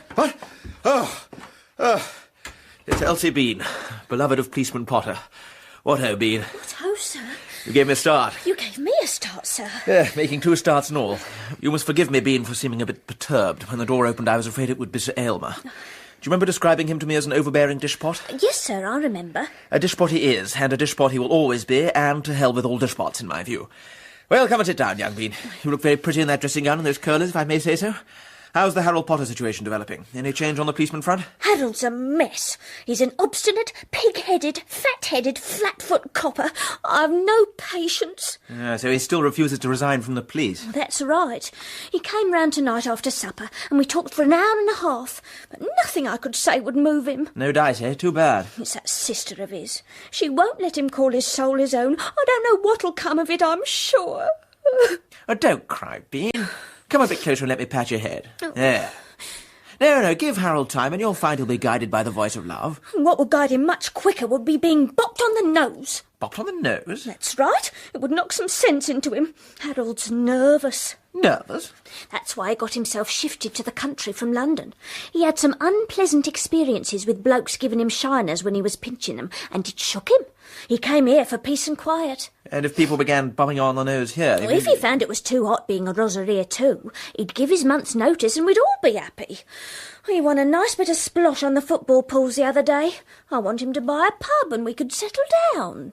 Yeah, happy ending. Well, the best of British luck to you both. I say, you wouldn't bop him on the nose, sir? No, I would not bop Harold on the nose. Or squash his helmet in when he wasn't looking? No, a man like Harold is always looking. No, I wish you luck, young Bean, and I shall follow your future career with considerable interest, but don't count on me for anything more than heartfelt sympathy. Oh, dear. I tell you what, why don't you wait till your brother, Bert, comes out of prison? September, you said it was, then get him to bop Harold on the nose. What's Bert in for? Resisting the police in the execution of their duty. He sloshed a slop on the napper with a blunt instrument. Well, there you are, then. Bert's the people's choice. Oh, come on, tails up, my dear young parlourmaid. Huh? Meanwhile, if I may ask, what are you doing here at this time of night? I came to get a spot of whisky. Oh, I'm most frightfully sorry. I ought to have offered you one ages ago. Oh, it's for Harold. He's lurking in the garden. He asked me to get him a drop of something to keep out the cold. What's he lurking in the garden for? Some sort of copper's job, I expect. Oh, he says his lips are sealed. If he gave up being a copper, he could be in bed like other folks. I've no patience. Oh, there, Bean. Have a cigarette. Turkish this side, Virginia that. Oh, thanks. Let me light it from yours. Hold still. It is Bill Oakshott, not for the first time finding Pongo, the man engaged to Hermione, Bill's own adored object, in close communion with this attractive parlour-maid, and this time both of them in their night attire. Oh, hello, Bill. Oh, hello. Hello, Mr. William. Well, good night all. I'll take this glass of whisky out to Harold. Pongo. Hello. Pongo. On the spot. Pongo, when I returned from Brazil, the day before yesterday it was, I was told you were engaged to be married to my cousin Hermione. That's right. Congratulations. Thanks. I hope you will be very happy. You betcha. And I hope, here's the rub, that you will make her happy. Oh, rather, yes, I should. Well, will you? You say you will. But I'm dashed if I see how it's to be done if you spend your whole time hobnobbing with parlour-maids. Eh? You heard. Hobnobbing with parlour-maids? Hobnobbing with parlour-maids. I shall give myself another snifter before answering that one. Oh, hell. Decanter empty. Look in that cupboard thing under the tray. Thanks. Listen, Bill, to offer a parlour-maid a cigarette isn't hobbing, nor when you light it for her is it nobbing.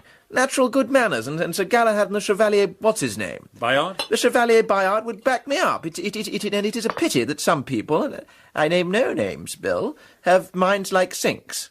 To the pure, all things are pure. Well, all that would go a lot stronger with me if I hadn't seen you kissing Elsie Bean yesterday, on the front steps. Good Lord, yes, I did. It all comes back to me. Well, I kissed her, but only like a brother. And if you knew the circumstances... Like a brother? My foot! Twistleton! I wish you wouldn't call me Twistleton. I will call you Twistleton, blast you! If, Twistleton, you don't want your head pulled off by the roots and your insides ripped from your body... My dear chap... With my naked hands, cut it out! This Don Juan stuff, this butterfly stuff, this way you have of flitting from flower to flower and sipping. Lay off it, Twistleton. Give it a miss. Curb the impulse.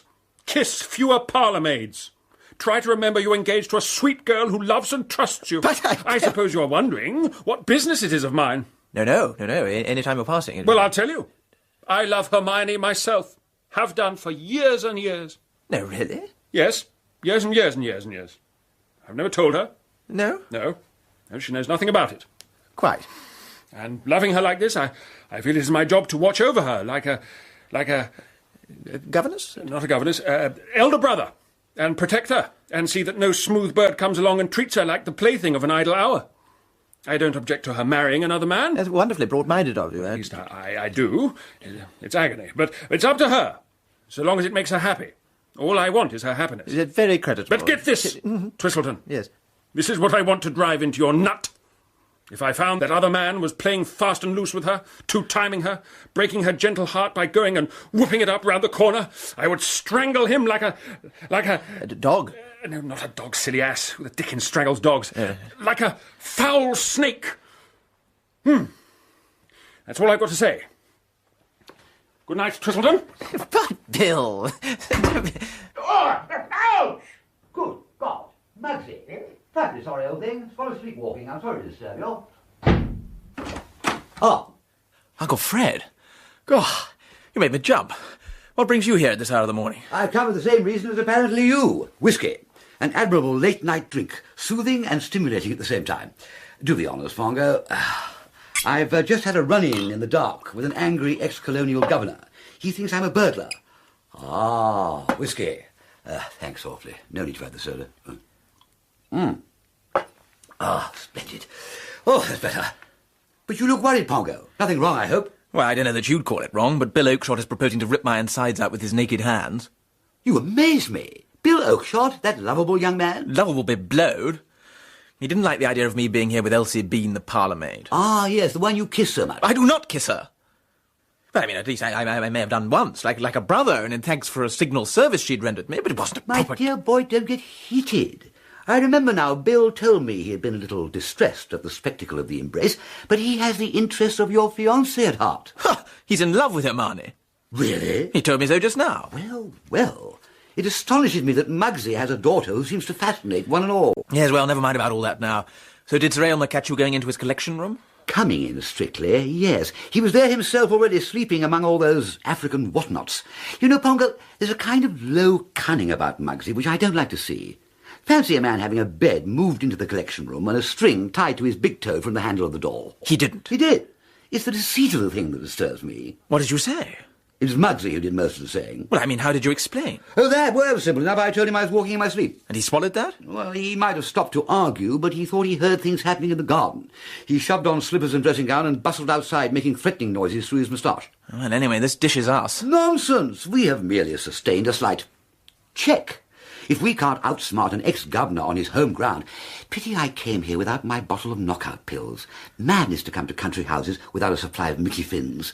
But I'll think of something else for Muggsy. Yeah, now, where's Sally, meanwhile? Sally, bless her heart, is out there in the garden, watching and waiting, like Mariana at the Moated Grange. Uncle Fred, the blighted policeman Potter is also out there in the garden, like Mariana at the Moated Ruddy Grange. I'd clean forgotten Elsie Bean telling me so. She'd come in here to get a noggin of whiskey for him to keep out the chill. Oh, I didn't know that. Oh! Sounds like Potter. The rotter. Yes, it was Potter. And all the staff of the manor in various night attire had come down to answer the bell. But Sir Aylmer got there first, Lady Bostock trailing him by a length. Potter! Sir? Was it you making that infernal noise? Sir? Ringing the damn bell at this hour? Waking up the entire household? What the devil are you playing at? What are you going to say, eh? But, sir, I've caught a marauder. A what? A nocturnal marauder, sir. Oh, then where is he? Don't tell me you let him get away. Well, yes, sir. Ass! Fool! Imbecile! It wasn't my fault, sir. The garments gave when I clutched them. Let me see. Good heavens! This is part of a woman's dress. A female's. I observed her loitering in a suspicious manner, and when I up and apprehended her, she came apart in my hands. Her garments, that is. Well, I never... Emma, yes, dear? what are all these women doing here? Send them back to bed. Yes, dear. Now go along. Do as your master says. Back to bed. Dishpot! Who called me a dishpot? I did. Your parlour maid, Elsie Bean. Oh. An overbearing dishpot, that's what you are. Oh, Bullying my poor Harold. And I'd like to give my month's notice. Elsie! And I would like to give my month's notice. Get someone else to cook for you. Mrs. Gooch! But how will I manage? And I'd like to give my notice too. Oh, Jane, my best housemaid. Emily! Yes, dear? Are you not going to throw these women out? Oh, yes, dear, at once. And now then, up you go, all of you. Back to bed. I've given them my notice. I've had quite enough. There, a clean sweep, Muggsy. All your pretty chickens in one fell swoop. Too bad. Very difficult these days to get servants in the country. And now, let me tell you, sir, that I recognise these two as a couple of miscreants that I arrested about a year ago for brawling at the dog races down Shepherd's Bush Way. I was in C Division of the Metropolitan Police then. Oh, get on This with it. gentleman gave his name as George Robinson, and that one as Edwin Smith, both from Nasturtium Road, East Dulwich. Then you're not Twistleton, and you're not Brabazon Plank. What are you going to say to that? My dear Muggsy, the whole thing is obviously an absurd misunderstanding. Don't be hard on the boy. Scooped in by the cops at the dog races and reluctant to stain the fine old Twistleton escutcheon, he gave us false name. You've done it yourself 100 times. No, I haven't. Have it your own way, Muggsy. But I can assure you that this really is Reginald Twistleton. Well, what about you then? You claim to be Brabazon Plank, who was at school with me, but you don't look anything like that Plank. But I explained to you, Muggsy. You remember the schoolboy Plank, they used to call him Bimbo, was rich in curves at the back. And look at me, slim and soldierly all the way down back and front. No billowy curves. Thanks to Slimmo, a gentle and agreeable remedy for hypertrophy of the trouser seat. Not habit forming. You were going to try it yourself. I don't believe you are Plank. How do I know that my nephew William didn't pick you up somewhere and pass you off as Plank just so he could get out of judging the bonny babies, A task he richly deserved. There's some damn funny things going on here, and I intend to get to the bottom of it. Like Slimmo? This afternoon, a man I don't remember from Adam comes and insinuates himself into the house, saying he's an old schoolfellow of mine. Tonight, Potter catches a woman prowling in the garden. Not so much prowling, sir, as lurking. Shut up. Yes, sir. She was obviously trying to establish communication with someone in the house. Who was that man? But, Mugsy, this is absurd. Why do you say she was trying to establish communication? I see her as some poor, harmless waif who wandered in trying to find shelter from the storm, in the tool shed or the byre, whatever a byre may be. Poor, harmless waif be blowed. Sheltering from the storm? What storm? There's been no storm, no rain even. No, she was fronting for a gang of burglars, and she has escaped. I'm going to find out who she and the rest of her gang are. And as for you, prove to me that you are Plank and not an impostor. Would I call you Mugsy if I hadn't known you at school? Let me refresh your memory. Who stole jam sandwiches at the school shop? You. Who got 6 of the best with a 5s bat for bullying the juniors? You. No, you're making this up. And do you recollect one term, a frail, golden-haired child came as a new boy? He looked like something sent from heaven, an angel.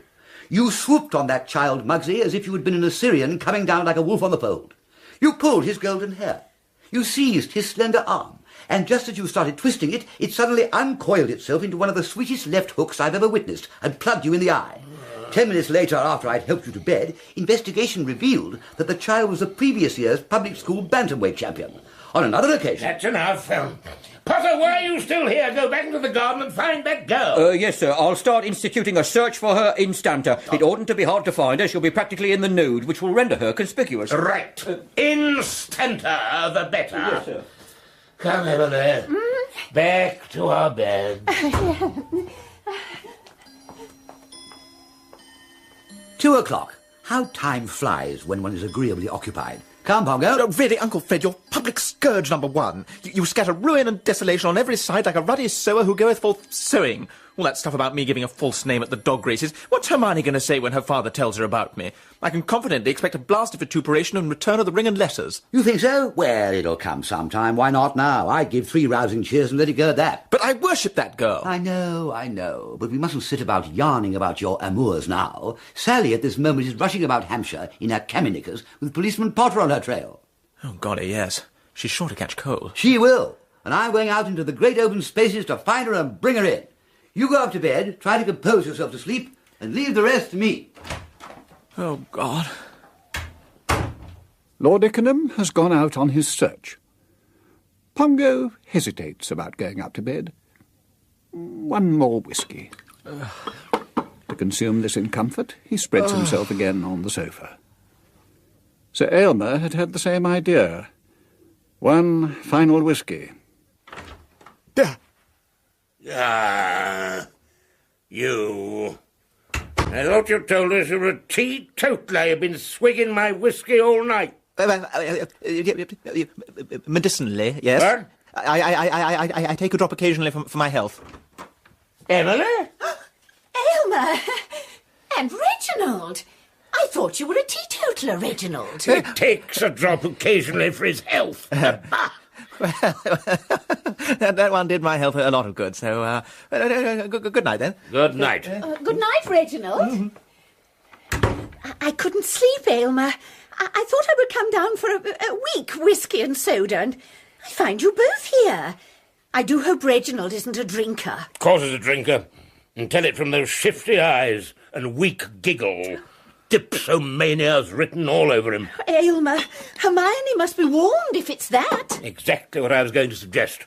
I'll telephone her in her flat in London tomorrow, early, and say I'm coming up to see her.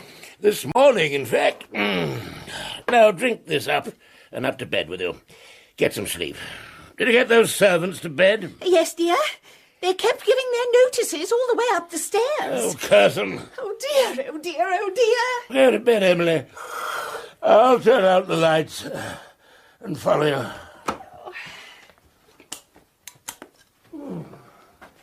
Pongo had gone to his room, and with a relieved home at last, he opened the door.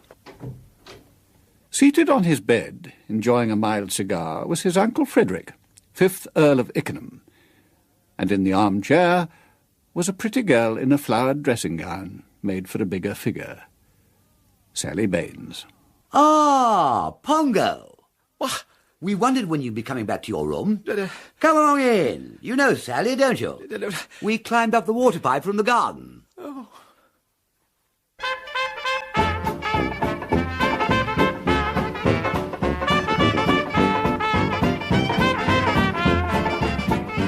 Uncle Dynamite starred Richard Briers as Uncle Fred and Hugh Grant as Pongo, with Simon Treves as Bill Oakshott, Charles Gray as Sir Aylmer, and Josephine Tewson as Lady Bostock. Chris Emmett was Policeman Potter, Teresa Gallagher, Elsie Bean, and Una Beeson, the cook. The narrator was Paul Eddington. Uncle Dynamite was written by P.G. Wodehouse and adapted for radio by Richard Osborne. The producer was Gareth Edwards.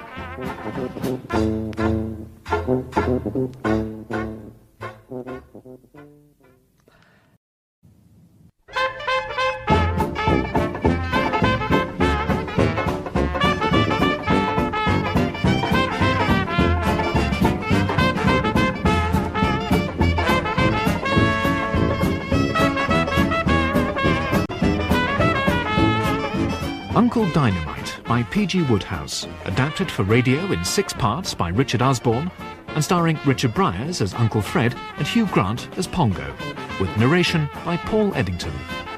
Episode 5, Engagements and Re-engagements.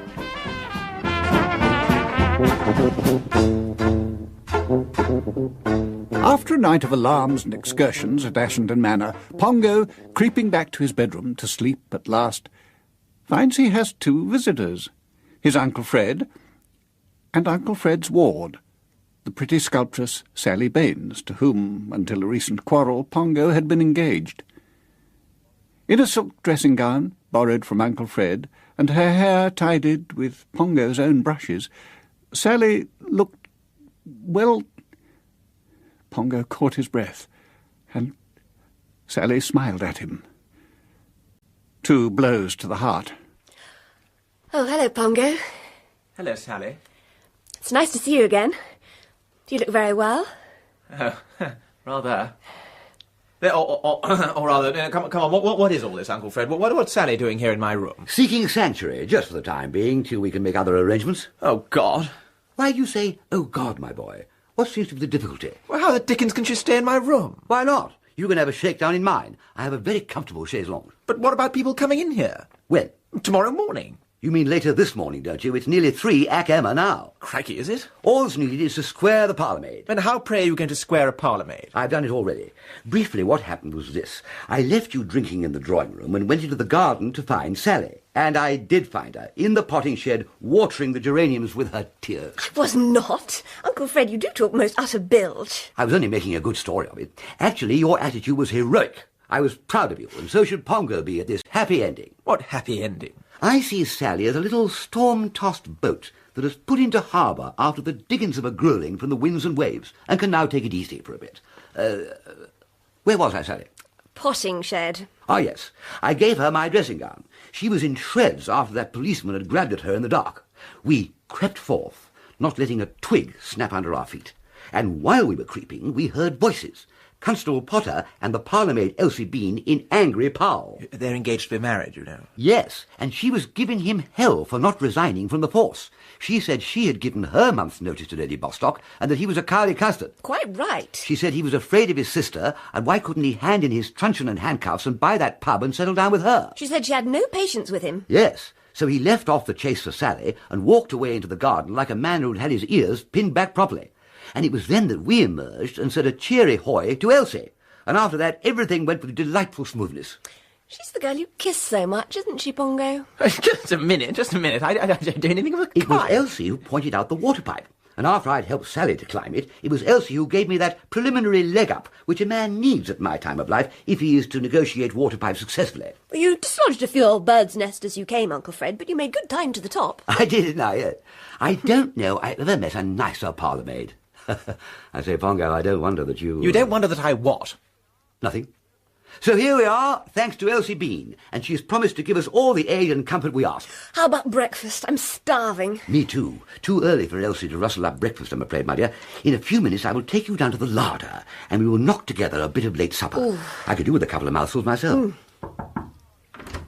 Ah, Miss Bean in person. Come in, Miss Bean. I think you know everybody. A cigarette? Oh, thank you, sir. Give the lady a cigarette, Pongo. What? Oh, yes, right. A chair, Miss Bean? And a footstool for your feet? See to these things, Pongo. Yes, right here, yes. And now, Miss Bean, I hope you have come to indicate to us in what way we may make some slight return for all your kindness to us tonight. Speaking for myself, if a fiver would be any good to you, and when I say a fiver, I mean, of course, a tenner... I don't want money, sir, thanking you all the same. What I want is for Harold to be bopped on the nose. Harold? Harold Potter. Ah, yes, our friend the policeman. What did you say you wanted done to his nose? I want it bopped.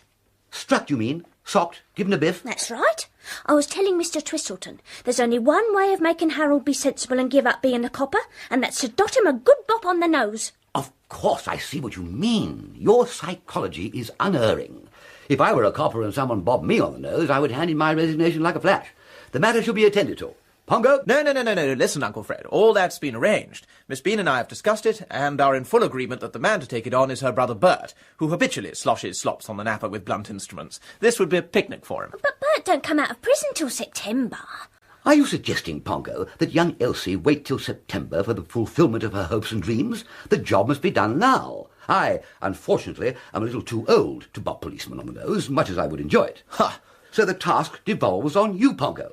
See to it as soon as possible. But dash it, I can't. The matter could not be placed in better hands than yours. I suggest that you and Miss Bean have a talk about ways and means, while Sally and I go down to the larder and forage. Oh, yes. By the back stairs. Backstairs? At the end of the passage. Passage? The larder. Larder. Thank you, Miss Bean. Come on, Sally. We'll see you later, you two. Oh, food, wonderful. He's a nice old gentleman. Ha! Pardon? I said ha, and I mean ha. My uncle a nice old gentleman? Ha! Pongo? Oh, God! Into the cupboard, Elsie, quick. Not a sound, not a yip, not a murmur. Human life hangs on your silence. Well, all right, if you say so. Bill Oakshott. Hello, Bill. Hello. I'm glad you're still up, Pongo. I wanted a word with you. Huh? May I sit here? Yes, fine. Well, you know, it's getting late, actually. I'm not keeping you up, am I? I wanted to say that I lost my head a bit when I called you a foul snake. It was just that when I saw you and Elsie Bean in the drawing room, I thought for a moment... I wasn't lighting a cigarette for her. Of course. I realise that now. I know I can trust you. Terrific. You love Hermione, and your only thought will be to make her happy. You will look on it as a sacred duty. You betcha. Fine. I'm devoted to Hermione, Pongo. Yes, you told me. How about continuing our talk in the morning, eh? Not now. Well, a bit late, isn't it? She is the lodestar of my life. I've been crazy about her for years and years and years and years. Her happiness means everything to me. You've read her novels, of course. Hermione's novels? Yes. Well, I'll tell you, she gave me her latest to read while I was here. I haven't got far into it yet, but I can tell from the first page it's the Bezezus. What? Bezezus. Oh, yes. Strikes a new note, you might say. Which one was that? I've forgotten the name, but I know it was called something. Amazing that you can write all those wonderful books. Rather. And still be a simple, healthy, out-of-doors girl. Never happier than getting up at 6 in the morning for a long walk through... 6 in the morning? She doesn't get up at 6 in the morning, does she? In summer, always. And in winter? 7. She sometimes does half a round of golf before breakfast. Before whose breakfast? She's marvellous. Well, good night, Pongo. You'll be wanting to go to bed. Good night, and thank you for being so understanding. 6 in the morning? Crikey. Well, come on out, Elsie Bean. Dangerous past. Why did I have to go killing myself in cupboards? It was only Mr. William. Only? If he'd found you here, he'd have pulled my head off and scooped out my inside. Oh, what a nut! We don't want that happening before you've bopped Harold, do we? Well, how on earth am I supposed to set about the bopping sequence? It's not the simplest thing in the world to walk up to a 16-stone copper and sock him on the beezer. It wants leading up to it. And even then... Well, how would it be if you pushed him into the duck pond? What duck pond? The one outside the front gate. Well, he may not go near the ballad duck pond. Oh, he does, regular, at the end of his beat. He goes and stands there and lights his pipe. Creep up behind him, you mean? That's right. And give him a hearty shove? Yes. Yes. Yes, I see what you mean. I will give the matter my attention. You may have found the solution there. Meanwhile, take a squint out of the door and see if the coasts are clear. If they are, pick up your feet and streak along back to your dugout like a flash. Oh, now what? Sally and Uncle Fred. As good a little meal as I've ever tasted, eh, Sally? 3 chunks of pie you had. How do you keep your figure if you eat like that? Ah, and now bed, don't you think? Pongo, gather your things and come along with me. Start packing. I can lend you a razor and my great sponge, Joyeuse. You and Miss Bean have settled things, I hope? Oh, yes, sir. Mr. Twistleton is going to push Harold into the duck pond. But now, capital, capital. You'll enjoy that, Pongo. Remember, in pushing policemen into duck ponds, the follow-through is everything. Come along. Good night, Miss Bean. Good night, sir. Good night, Sally. Good night, Uncle Fred, you old... What? No kiss for me, Sally?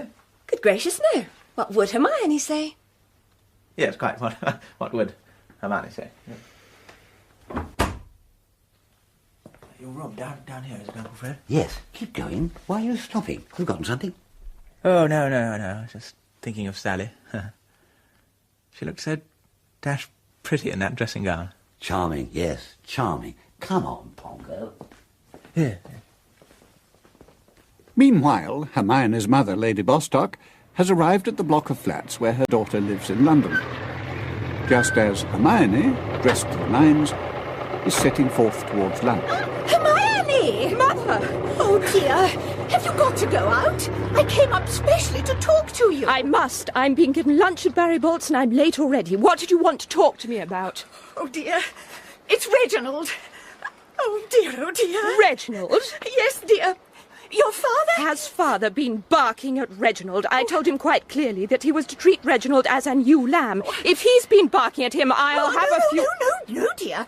Your father may have raised his voice to Reginald, but not barked. Mother, I'm sorry, I must fly. Here's the key. Stay in the flat. You'll find all the picture papers there. I'll see you for tea. Oh, dear.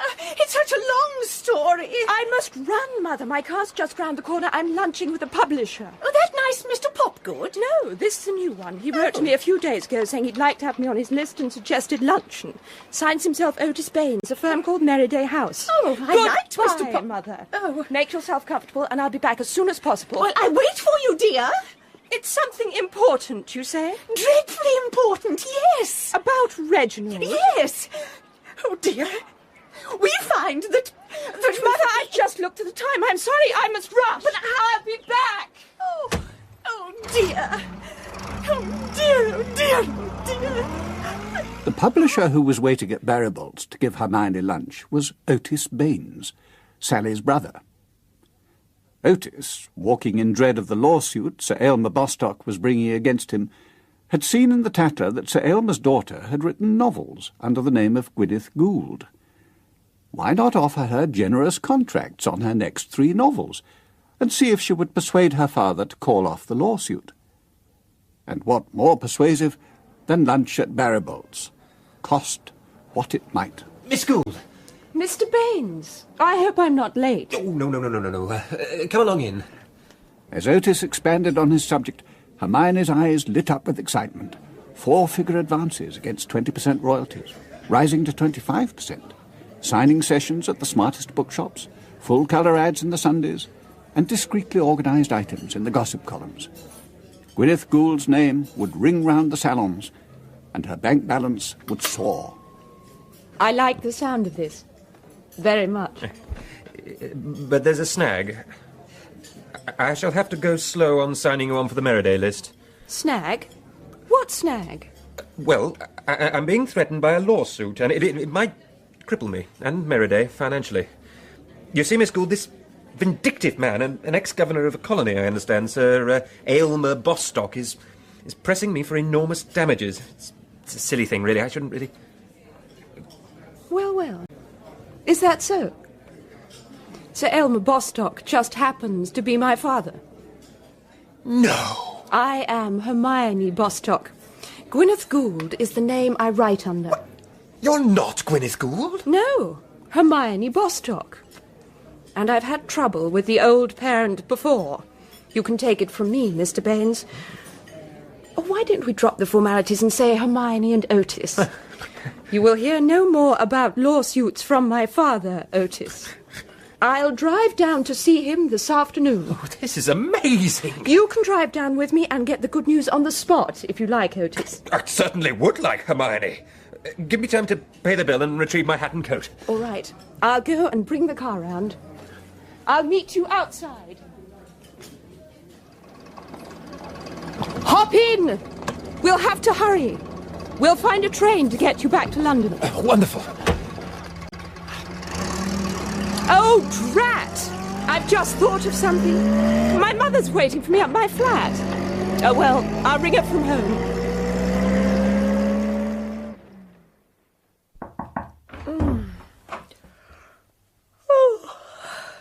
Afternoon, Miss Baines. Oh, good morning, Elsie. Oh, glorious day. They've given Mr. Twistleton the honoured guest room, obviously. South aspect, balcony, view over the downs. Hi there! Mind your backs! Oh, what was that? Sounded like something landing on the balcony. It's a small suitcase. And it's your uncle below, Lord Ickenham. Oh. Elsie, that's clothes for Miss Baines.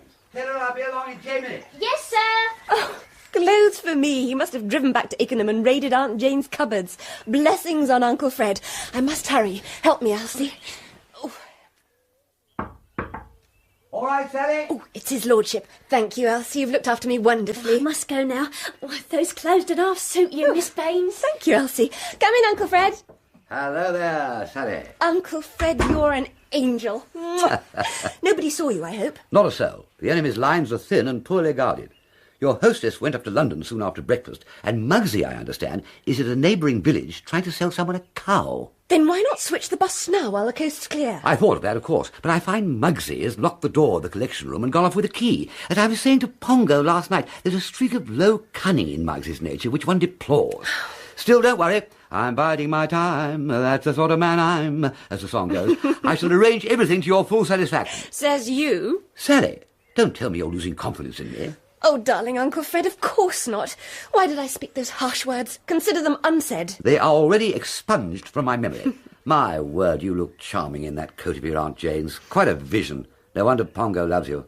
Not any more. More than ever. Really? I was noticing the way his eyes popped out last night every time they rested on you.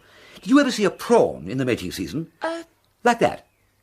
One of the last things he said to me was, she looked dash pretty in that dressing gown. If he thought I looked pretty in a dressing gown made for a man of 6'2", it must mean something. Love, my dear, love. I tell you, he would die for one little rose from your hair. How are conditions at your end? Oh, I haven't changed. You love him still? Uncle Fred, I'm crazy about him. That's satisfactory, but odd. I'm fond of Pongo myself, but not crazy about him. Oh, it's quite easy. Bless his precious heart, he's a bar lamb. A sweet, woolly bar lamb that you want to stroke and pet. Well, have it your own way. Anyway, I have an idea that he will soon be at liberty to pay his addresses to you. This engagement to Hermione Bostock can't last. You certainly do spread sweetness and light, don't you, Uncle Fred? One does one's best. The obvious mate for Hermione is her cousin Bill Oakshott, who's been devoted to her for years and years and years and years. But he's too mild in his methods of wooing. He doesn't tell his love, but lets concealment, like a worm in the bud, feed on his damask cheek. Yes, I've noticed how damask his cheek is. You can't run a business that way. I intend to have a very serious talk with young William next time I see him. But Pongo's the first problem. He's worried, poor darling, terribly worried about the job you and Elsie have bullied him into, pushing the policeman to a duck pond. But we owe a debt of honour to Elsie Bean, and it must be paid. What's Pongo's worry? The duck pond is quite close. Where is it? Just outside the front gate, a mere step. And there, Miss Bean tells me, Policeman Potter stands at the end of his beat, smoking a pipe and, Miss Bean alleges, thinks of her. To further the interests of a girl like La Bean, the finest parlour-maid who ever flicked a duster, I would have pushed 20 policemen into 20 ponds when I was Pongo's age. But Pongo's got such a rare, sensitive nature. Well, so had I in those days. What's your worry about Pongo? I've studied Pongo, and I've recently been studying this thing of pushing policemen into ponds, and I'm now convinced that what's needed to get the best results is a girl whose clothes the policeman shredded the previous night. Good God, Sally! You don't mean... Yes, I do. My mind's made up. I'm going to pinch hit for Pongo. It's a far, far better thing that I do. I forget how it goes on after that. Goodbye, Uncle Fred. See you later. The balcony water pipe exit, I think. Oh, oh. What a girl.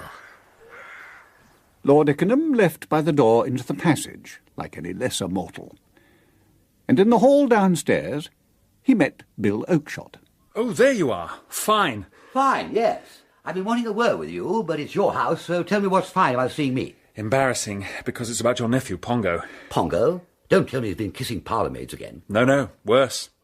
I was driving my Aunt Emily to the station this morning to go to London, and she told me she discovered Pongo was a dipsomaniac. She was going to tell Hermione all about it.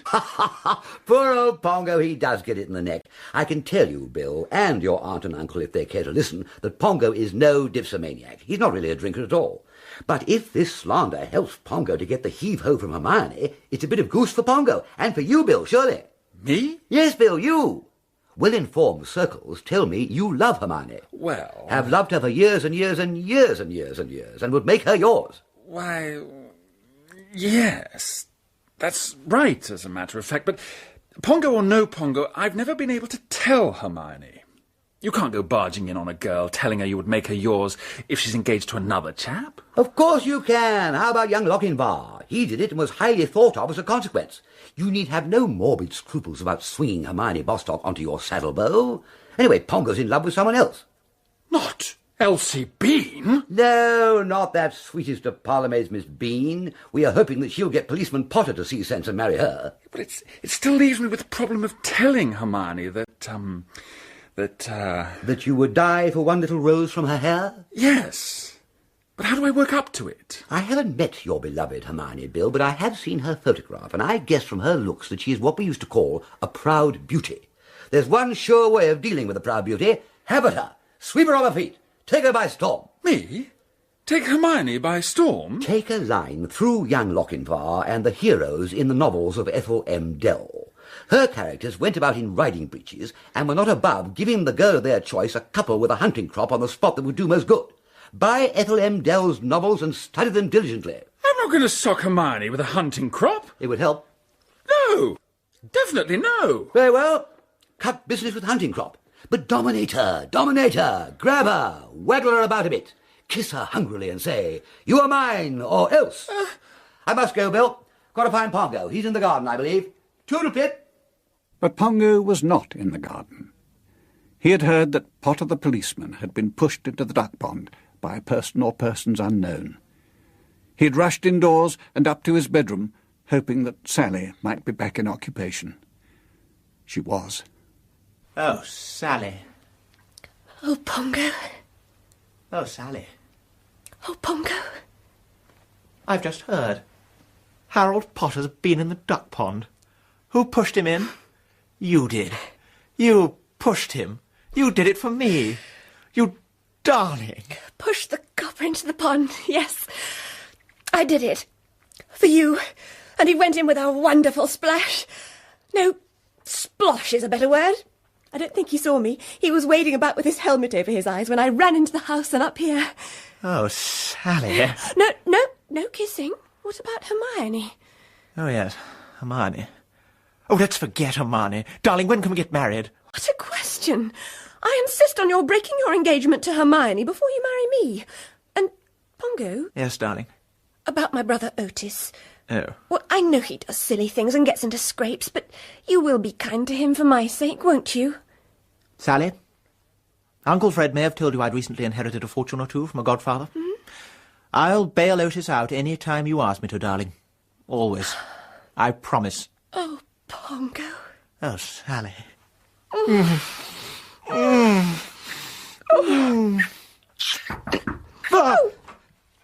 Oh, Elsie Bean, why didn't you sound your horn? You frightened me. Come up with some tea for Miss Baines. Have you pushed Harold into the pond yet, Mr. Twistleton? Of course he has pushed Harold into the pond. You didn't suppose Mr. Twistleton would fail you? Coo. Did he go in with a splash? Splosh is a better word, Miss Bean. A terrific splosh. Coo. Well, I'm sure I'm very much obliged to you, Mr. Twistleton. Have you seen Miss Hermione? What? She isn't here, is she? Yes, she is. I saw her drive up in her car. Oh, my God. Oh.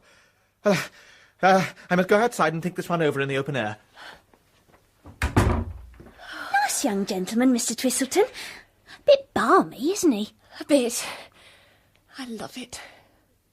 Lord Ickenham, currently Major Brabazon Plank to all but his nearest and dearest, who knew otherwise, had walked down to the village and made for the Bull's Head Inn. He entered the saloon bar, sure of his welcome, since he had collected quite an audience of fans listening to his tales of exploring in Brazil, looking alligators in the eye and making them wilt, and tackling pumas with one hand in a sling. The barmaid was not the least of his admirers. The home brew again, please, Myrtle. Certainly, Major Plank. But you missed the other gentleman. He's just gone. He was telling me that he'd just come from Brazil. Really? Yeah. He said he'd like to meet you. Oh, there you are. Thanks. Can't have been young Mr. William Bostock, can it? No, we know Mr. William. It was a tall, bronze gentleman. Oh, one of the boys, eh? Oh, what a shame. It would have been delightful to have got together and swapped yarns. Oh, why, here he is. Well, this is the gentleman I was speaking of, Major Plank. This is a gentleman you ought to meet, sir. Well, perhaps you know him already, being from Brazil. Major Plank, the great explorer. Come here a minute, will you? Oh, that's me. Excuse me, sirs. Tell him about the puma, Major Plank. What? Oh, yeah. Did I hear her call you Major Plank? That's right, Major Plank. And you're Major Brabazon Plank, the explorer? I am. Well, there's a remarkable thing. So am I.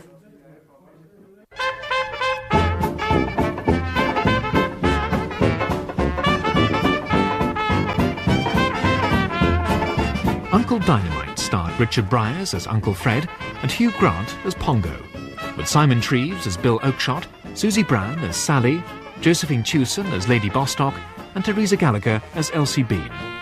Mary Chater was Hermione Bostock, Toby Longworth, Otis Baines, and Donald Hewlett, Major Brabazon Plank. The narrator was Paul Eddington. Uncle Dynamite was written by P.G. Wodehouse and adapted for radio by Richard Osborne. The producer was Gareth Edwards.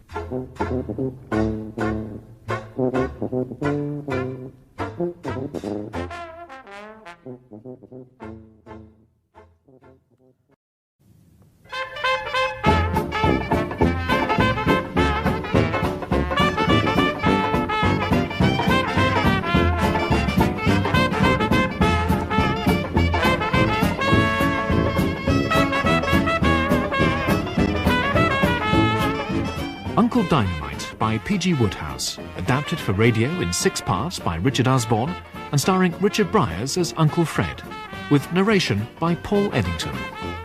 Episode 6, The Old School Tie.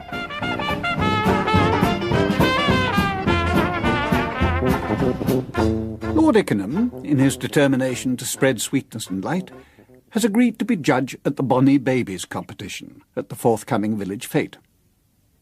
He's claiming to be Major Brabazon Plank, a headline hero and explorer just back from the jungles of Brazil. However, enjoying a quiet mug of ale in the bar of the Bull's Head Inn at Ashendon Oakeshott, he encounters the real Major Brabazon Plank. The impostor Earl faces his namesake without a tremor. Well, well, I've been calling myself Brabazon Plank, and now you pop up, the real Brabazon Plank. You owe me 2 bob. 2 bob? 2 bob. Are you crazy? It's a point on which opinions differ. Some say yes, I maintain no. 2 bob. It is useless for you to pretend that you do not owe me that sum, Bimbo. You took it off me 46 years ago as we were crossing the cricket field one lovely summer evening. Barmy, you said, would you like to lend me 2 bob? And I said, no, Bimbo, but I suppose I'll have to. Bimbo? Barmy? Cricket field? God, you're Barmy Twistleton. Ah, so I was in those days, but I've come on a lot since then, Bimbo. You see before you Frederick Altamont Cornwallis, 5th Earl of Ickenham, and one of the hottest earls who ever donned a coronet. Good Lord! Quite. The boy you knew as a wretched mere-on is now a peer of the realm, looked up to like the Dickens by one and all. Just mention to anyone that you know Lord Ickenham, and they'll fawn on you and stand you lunch. Barmy Twistleton, well, I'm damned. I wouldn't have recognised you. Just what Muggsy Bostock said when we met.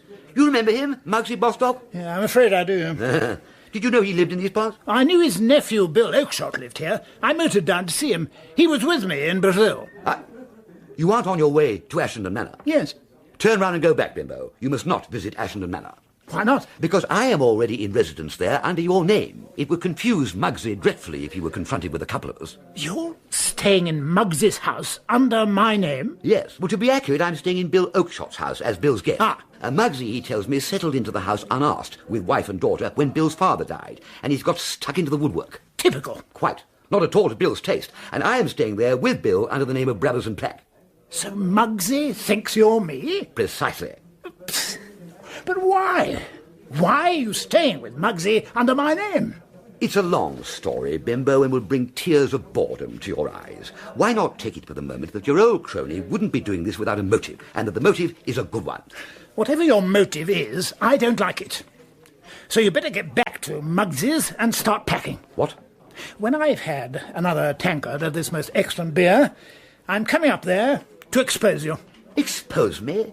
Your old friend? A fellow you used to throw ink darts at, and you still owe me 2 bob. Listen, I shall start exposing you at 4 o'clock sharp. That gives you 23 minutes start. You better look slippy. You're a hard man, Bimbo, but there can be no question of your exposing me. You see, I know your secret. What? What secret? You're a man with an Achilles heel, a fatal chink in your armour. Bill Oakshott has told me about it. You suffer from a strongly marked baby phobia. If anybody points a baby at you, you run like a rabbit. So, if you betray my little secret to Muggsy, you will immediately find yourself plunged into a sea of babies. Babies? Oh, no. Oh, yes. A fete is taking place shortly in this village, and there will be a contest of bonny babies. In my capacity as Major Briers intrepid explorer of Brazilian jungles, I have undertaken to act as judge. Oh, God. You begin to see the hideous peril confronting you? Eliminate me, and you automatically take my place. For goodness sake, why? Because, my dear Bimbo, some variety of Briers has got to judge the bonny babies. The posters say so. The village mothers are agog. And if you imagine that Muggsy, a determined man, will let you slip away, you're living in a fool's paradise. You haven't a hope, Bimbo, you be for it. Why don't they get the curate to do it? I mean, curates are trained for this sort of thing at theological college. It's what curates are for. The curate's got measles. Oh, silly ass. Not a nice thing to say of a man who is lying on a bed of pain with pink spots all over him. Well, my dear Bimbo, it's been delightful running into you again. I wish I could stay and chat, but I must be pushing along. Look me up sometime at Ickenham Hall. It's quite near here. And if you can raise it by then, bring the 2 bob with you. Oh, well, I'm damned. Balmy Twistleton. He's as balmy as ever. Walking back towards the manor, Lord Ickenham found Hermione Bostock sitting in her car, drawn up under a tree in the shade. She had deposited Otis Baines to wait at the inn, and was making notes for her next novel. Lord Ickenham recognised her from her photograph. Ah, Miss Bostock, I believe. My name is Briers. I am a guest here at your father's house, Bill Oakshott's house, I mean. I am Bill's guest. How do you know who I am? I've had the honour of studying a photograph of you. Oh, yes, the one in the Tatler. No, not that one. The one which your cousin Bill Oakshott carries always next to his heart. I didn't know Bill did that. Well, as you know, I was leader of the expedition up the Amazon of which Bill was so prominent a member, and every time he got a touch of fever, he would pull your photograph out and kiss it, murmuring in a faint voice, "I love her, I love her, I love her." What? Very touching, I thought, and so did all the rest of the personnel. It made us feel finer, better men. It's kind of you to tell me this, Major, but I am engaged. When he marries you, Bill will be getting a prize, and so, my dear, will you. Bill will make you a fine husband. A man who can prop open the jaws of an alligator with a stick and then, avoiding its lashing tail, dispatch it with a meat axe, is a man who can be trusted to help sack the cook. Nobody will rejoice more heartily than I when the bells ring out of the little village church and you come tripping down the aisle on Bill's sinewy arm. But I'm not even engaged to Bill. Nonsense. You must be. How about that I love you, I love you, I love you stuff? I am engaged to someone else. If you're staying at the Manor, you will have met him. What? Not that pinhead Twistleton. His name is Reginald Twistleton. I'm sorry you consider him a pinhead. My dear girl, it isn't only I that consider him a pinhead. Everybody does. You mustn't dream of marrying Reginald Twistleton. Even if you didn't have Bill Oakshott on your waiting list, it would be madness. How could you be happy with a husband who is always getting arrested for brawling at dog tracks? What? Incessantly, you might say. And giving a false name and address. You're talking nonsense. My dear, these are well-documented facts. If you don't believe me, creep up behind young Twistleton and shout, "Yoo-hoo, Edwin Smith of 11 Assertion Road, East Dulwich," in his ear and watch him jump. That's the false name he gave to the magistrate. What? Of course, Twistleton had been intoxicated on that occasion. In fact, he has since become a dipsomaniac. Hasn't your father told you? But Reginald is a teetotaler. When your eye is on him, perhaps. At other times, he shifts the stuff like a vacuum cleaner. You should have been here last night. He stole down to the whiskey decanter when everybody else was in bed and threw an orgy. Go on. Of course, this Twistleton may simply be off his head. I don't know if you know anything of his family, but he has told me that he is a nephew of Lord Ickenham, a fact surely that makes one purse the lips dubiously. Do you know Lord Ickenham? Only by reputation. And what a reputation! There's a strong body of opinion that holds that he ought to have been certified years ago. I understand that he's always getting offers from Coney Hatch and similar loony bins. And when I first met his nephew, this young man Twistleton, I myself received the strong impression that he was within a short jump of the bin himself. I shall have a talk with Reginald.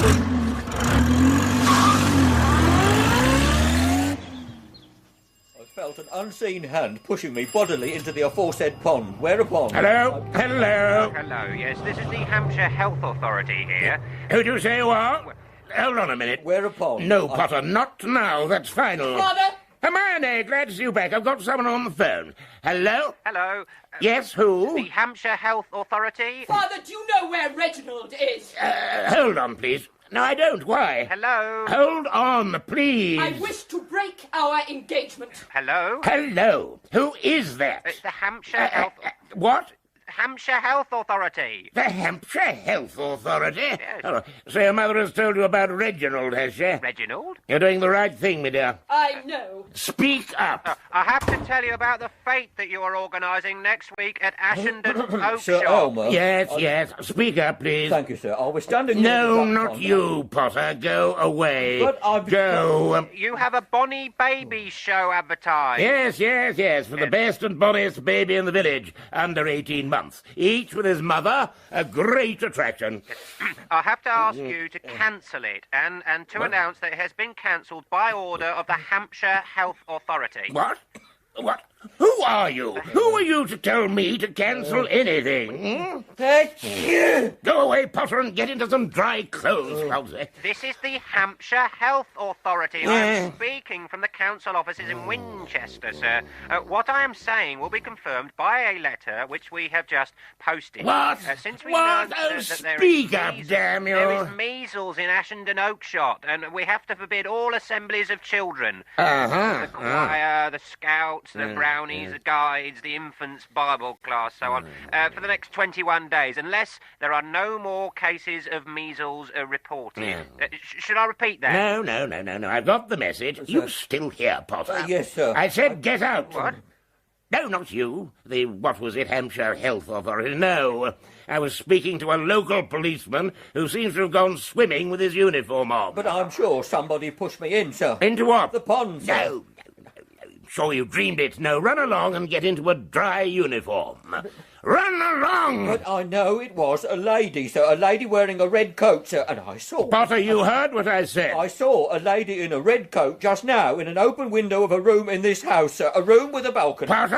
So I snuck round the house and found a ladder, and I crope up to the balcony to confront and identify the miscreant. Potter, if you don't get out now, and you're dripping water onto the carpet. And Edwin Smith was there, the lady in red. Edwin Smith of East Dulwich, sir. And he saw me climbing up onto the balcony and bopped me in the eye as I put my leg over. And it's going to be a shiner, all right. Pushed into a pond by a lady and then bopped in the eye by a gentleman from East Dulwich, sir, masquerading as Mr. Twistleton, and in your own house. Potter! Hello? If you're not out of my house... Yes, the lady in a red coat had been Sally, and the man who bopped Potter in the eye and made him fall off the ladder was Pongo Twistleton. Now P.C. Potter has gone home at last. Sir Aylmer and his nephew Bill Oakshott are eating cucumber sandwiches, muffins and strawberries in the drawing-room. Well, Bill, that lets you off judging the bonny babies. Your friend Brabazon Plank too. So I shall find some other way to pay you back for dodging out of that reception at the railway station. I'd have been no good at bonny babies anyway. I wouldn't. Where's Hermione? Can't take her that long to give Twistleton his marching orders. That man's a dipsomaniac and an impostor. Thank God I shall not have to pass the evening of my life with him as a son-in-law. Uncle Aylmer, did I hear you say that Hermione had broken off her engagement to Pongo Twistleton? That's what I said. Why don't you listen? But, Uncle Aylmer, that's wonderful news. Now there may be a chance with Hermione for me. What do you mean, chance? What sort of chance? Well, to ask her to marry me. Marry you? Oh, God, no. She told me she looks on you as as a brother. No, not a brother. A sheep. Sheep? A poor, spineless sheep who can't say boo to a goose. She told me so herself. Hello, Bill. Hello? Where did you come from? Uncle Aylmer, this is Major Brabazon Plank. Who the hell are you? Well, who the hell are you? I'm looking for Muggsy Bostock. I am Sir Aylmer Bostock. Oh, don't be an ass. Muggsy Bostock is younger than me, and you look like a good 150. Have you seen your Uncle Muggsy anywhere, Bill? This is my uncle. Really? It's that ghastly white moustache that fooled me. Well, nice to see you again, Muggsy, and all that. But I came here on business. Plank's my name. Your Plank? Brabazon Plank. You may remember me at school. I've just discovered that raving lunatic, Barmy Twistleton, Lord Ickenham he calls himself now, God knows why, has been passing himself off as me under your roof, and it's got to stop. What? I see. So, Bill, you thought that impostor would let you off the bonny babies? Very sensible of you, Bill, to get out of it. The bonny babies judging. Barmy told me about it. Dangerous things, bonny babies contests. Yes. I can show you a wound in my calf. Here, look. In Peru it was. A disappointed mother in a bowler hat got after me with a dagger when I didn't give her repulsive child first prize. I'll never judge bonny babies again. Well, you'll be glad to know that the Bonnie Babies contest scheduled for the Ashendon Oakshott fete has been cancelled. Thank God. Danger of measles if children congregate. Shut up, William. What? By the way, Plank, you may be interested to know that it was this nephew of mine, William, who sneaked Barmy Twistleton into my house under your name. Now, look. What do you mean by introducing impostors into my house, eh? You infernal young scallywag? That's enough, Uncle Aylmer. After 15 years, that's enough. Huh? My house, you say? Of all the crust. It's about time, Uncle Aylmer, that we got this thing cleared up about who this ruddy house belongs to. Yes, let's. Whose house is it? You keep out of this. The house is mine. What? Then where does Muggsy come in? He planted himself here and hasn't budged.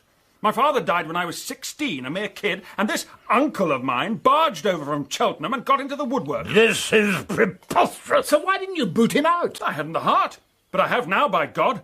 I've had enough of this being what's the word? Fathead? Cipher in the house. You can jolly well clear out, Uncle Aylmer. You understand me? Buzz off and take your collection of curios with you. Back to Cheltenham, or Bexhill. Or Bognor Regis. Yes, or Bognor Regis. Anywhere you like. But you're not going to stay on here. Have I made myself clear? But William... Right. I'm going out to cool off. Oh, yes, and of course, we will be glad to see Aunt Emily any time she likes to visit. And by we, I mean your daughter, Hermione, and me. She's going to marry me. Haven't told her yet, but that's what's going to happen.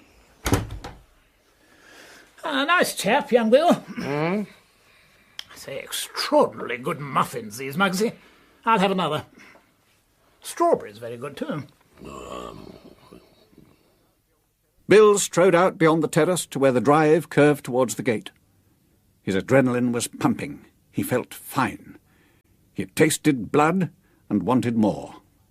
He was in the frame of mind when he would have liked to meet Joe Lewis and pick a quarrel with him.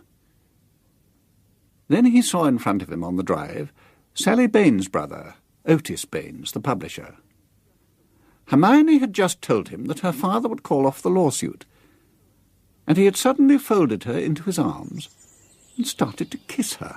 I say! Who's this? Well, that's enough of that. Oh! Spectacles! Don't kill him, Bill. He's my publisher. He's doing my next 3 books and giving me 20%, rising to 25 over 3,000. Oh, well, pick up your spectacles and stand aside. I shall be busy.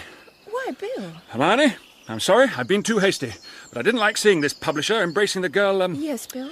The girl, Oh, dash it, Hermione. Surely you've known that I've loved you for years. But I've been too much of a sheep. Sheep? Yes, damn it, a sheep, to tell you. Well, that's all finished with. Hermione? You will marry me, won't you, Hermione? Darling Hermione? Oh, yes, Bill. Darling Bill. That's clearly understood, is it? Yes, Bill. No more fooling about with these Pongos and whatnot? No, Bill. Right. And now you. So, you're going to publish her books, are you? Yes, all of them. As soon as possible. Giving her 20%, rising to 25 above 3,000? Oh, yes. Why not a straight 25? Yes. I was going to suggest it. 20% is enough for the next 3. After that, I'll look around for better offers. Fine. Well, come along in, both of you, and have some tea. Oh, I can't, darling. I must be getting back to London. Mother's been waiting for me in the flat since 1 o'clock. Oh, London, yes. Oh, can I give you a lift back, Mr. Baines? Well, Hop in, then. Goodbye, darling Bill. Tomorrow.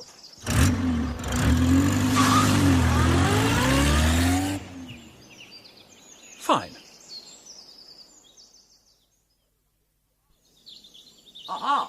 Uncle Fred, hello. My dear chap, congratulations. I got word from your Hermione. She was hurrying back to London with a chap with side whiskers.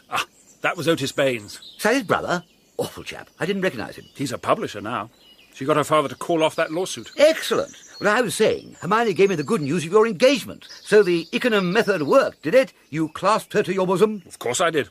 She seemed to like it. And showered kisses on her upturned face? Yes, and she liked that too. Timid devotion gets you nowhere. Oh, by the way, you don't have a piece of raw steak on you, do you? No, why? Pongo's been throwing his weight about. Elsie Bean is looking for steak for Harold Potter's eye. He got it bopped. Really? By Pongo? Yeah, and what with a bop from Pongo and his earlier immersion in the duck pond from Sally, Potter has seen the light and is handing in his papers now to leave the police, buy that pub and marry Elsie. She seemed very happy about it. Splendid. Yeah, things are turning out rather well, aren't they? I'm on my way to the Manor. Well, I'll see you later. Oh, by the way, Uncle Fred, you know the real Brabazon plank has turned up? The chap who led that expedition I went on to Brazil. He's with my uncle now. I met him at the inn. We had a very interesting chat. But the intrepid explorer, Major Brabazon Plank, had left Sir Aylmer's drawing-room and was in the hall. Lord Ickenham changed course and went to the collection-room. He'd not expected to see Sir Aylmer there, nor Sir Aylmer to see him. But there they met.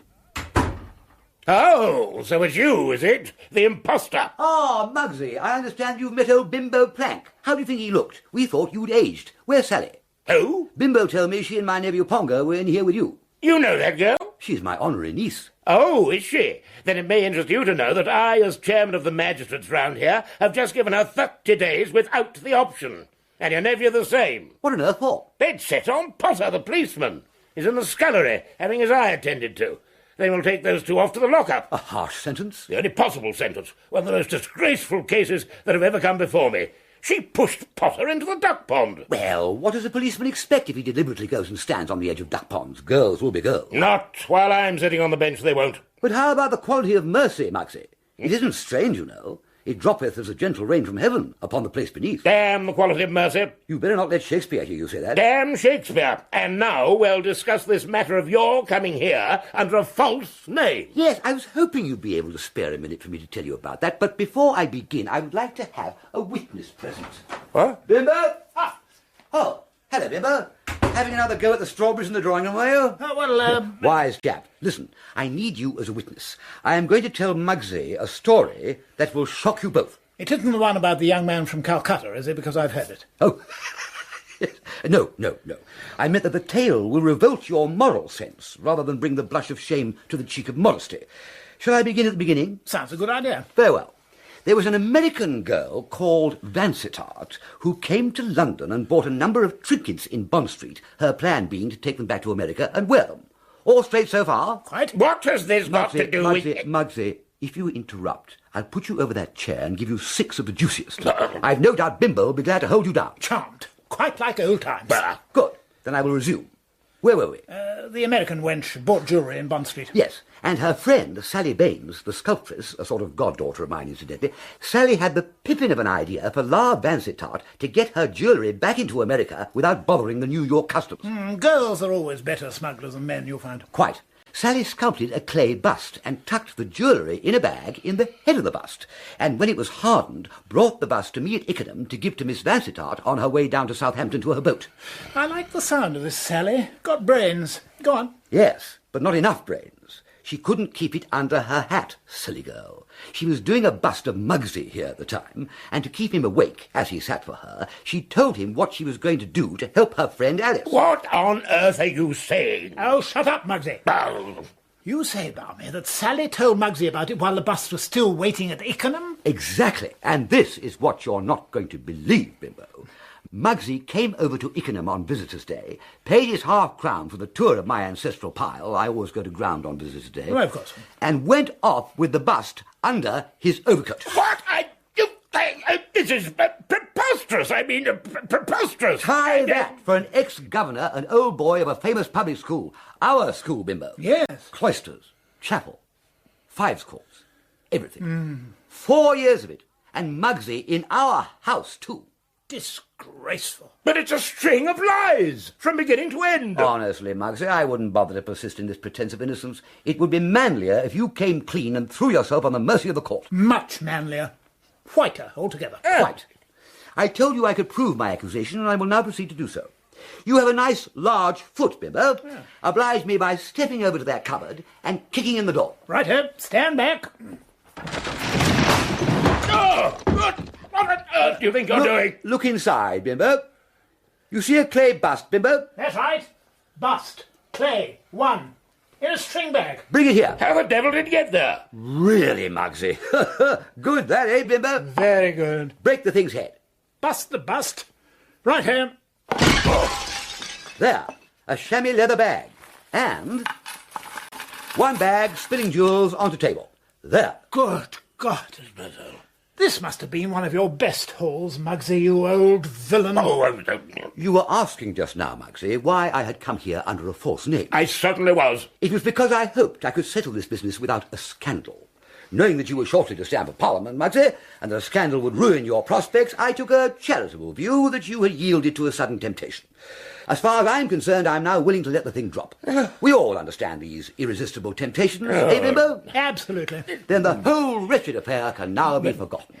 Of course, the monstrous sentence you have as chairman of magistrates just inflicted on my nephew Reginald and Sally Baines must be quashed. You agree to that, Muggsy? What? Do you agree to what I've been saying? Yes, certainly. I should jolly well think so. 30 days without the option for what was a mere girlish, or in Pongo's case, boyish escapade. It recalls the worst excesses of the Star Chamber. The trouble with you fellows who have been governors of Crown colonies is that you get so accustomed to dishing out orders that you lose all restraint. But I don't understand. That's settled then. Bimbo, let's go immediately and tell Constable Potter to strike the gyves from the young couple's wrists. Oh. You really must turn over a new leaf, Muggsy. It'll only need a little willpower. Don't you agree, Bimbo? Oh, yes. How did the poet Tennyson put it? I hold it truth with him who sings to one clear harp in diverse tones, that men may rise on stepping stones of their dead selves to higher things. Precisely. You can't beat Tennyson. Well, bye, Barmy. Bye, Muggsy. I'll step along to the drawing room again. I think there were several strawberries left over, actually. Well, Muggsy, it's been good running into you again. I shall watch your parliamentary career with interest. If you'd like me to come and speak at any of your rallies, just give me a ring. You'll find if you want to cause a real stir, it's hard to beat a first-class Earl with all the trimmings.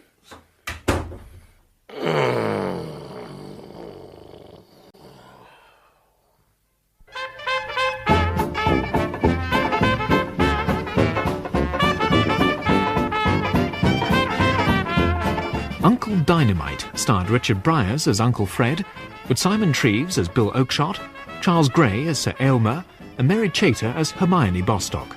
Chris Emmett was Policeman Potter, Toby Longworth, Otis Baines, and Donald Hewlett, Major Brabazon Plank. The narrator was Paul Eddington.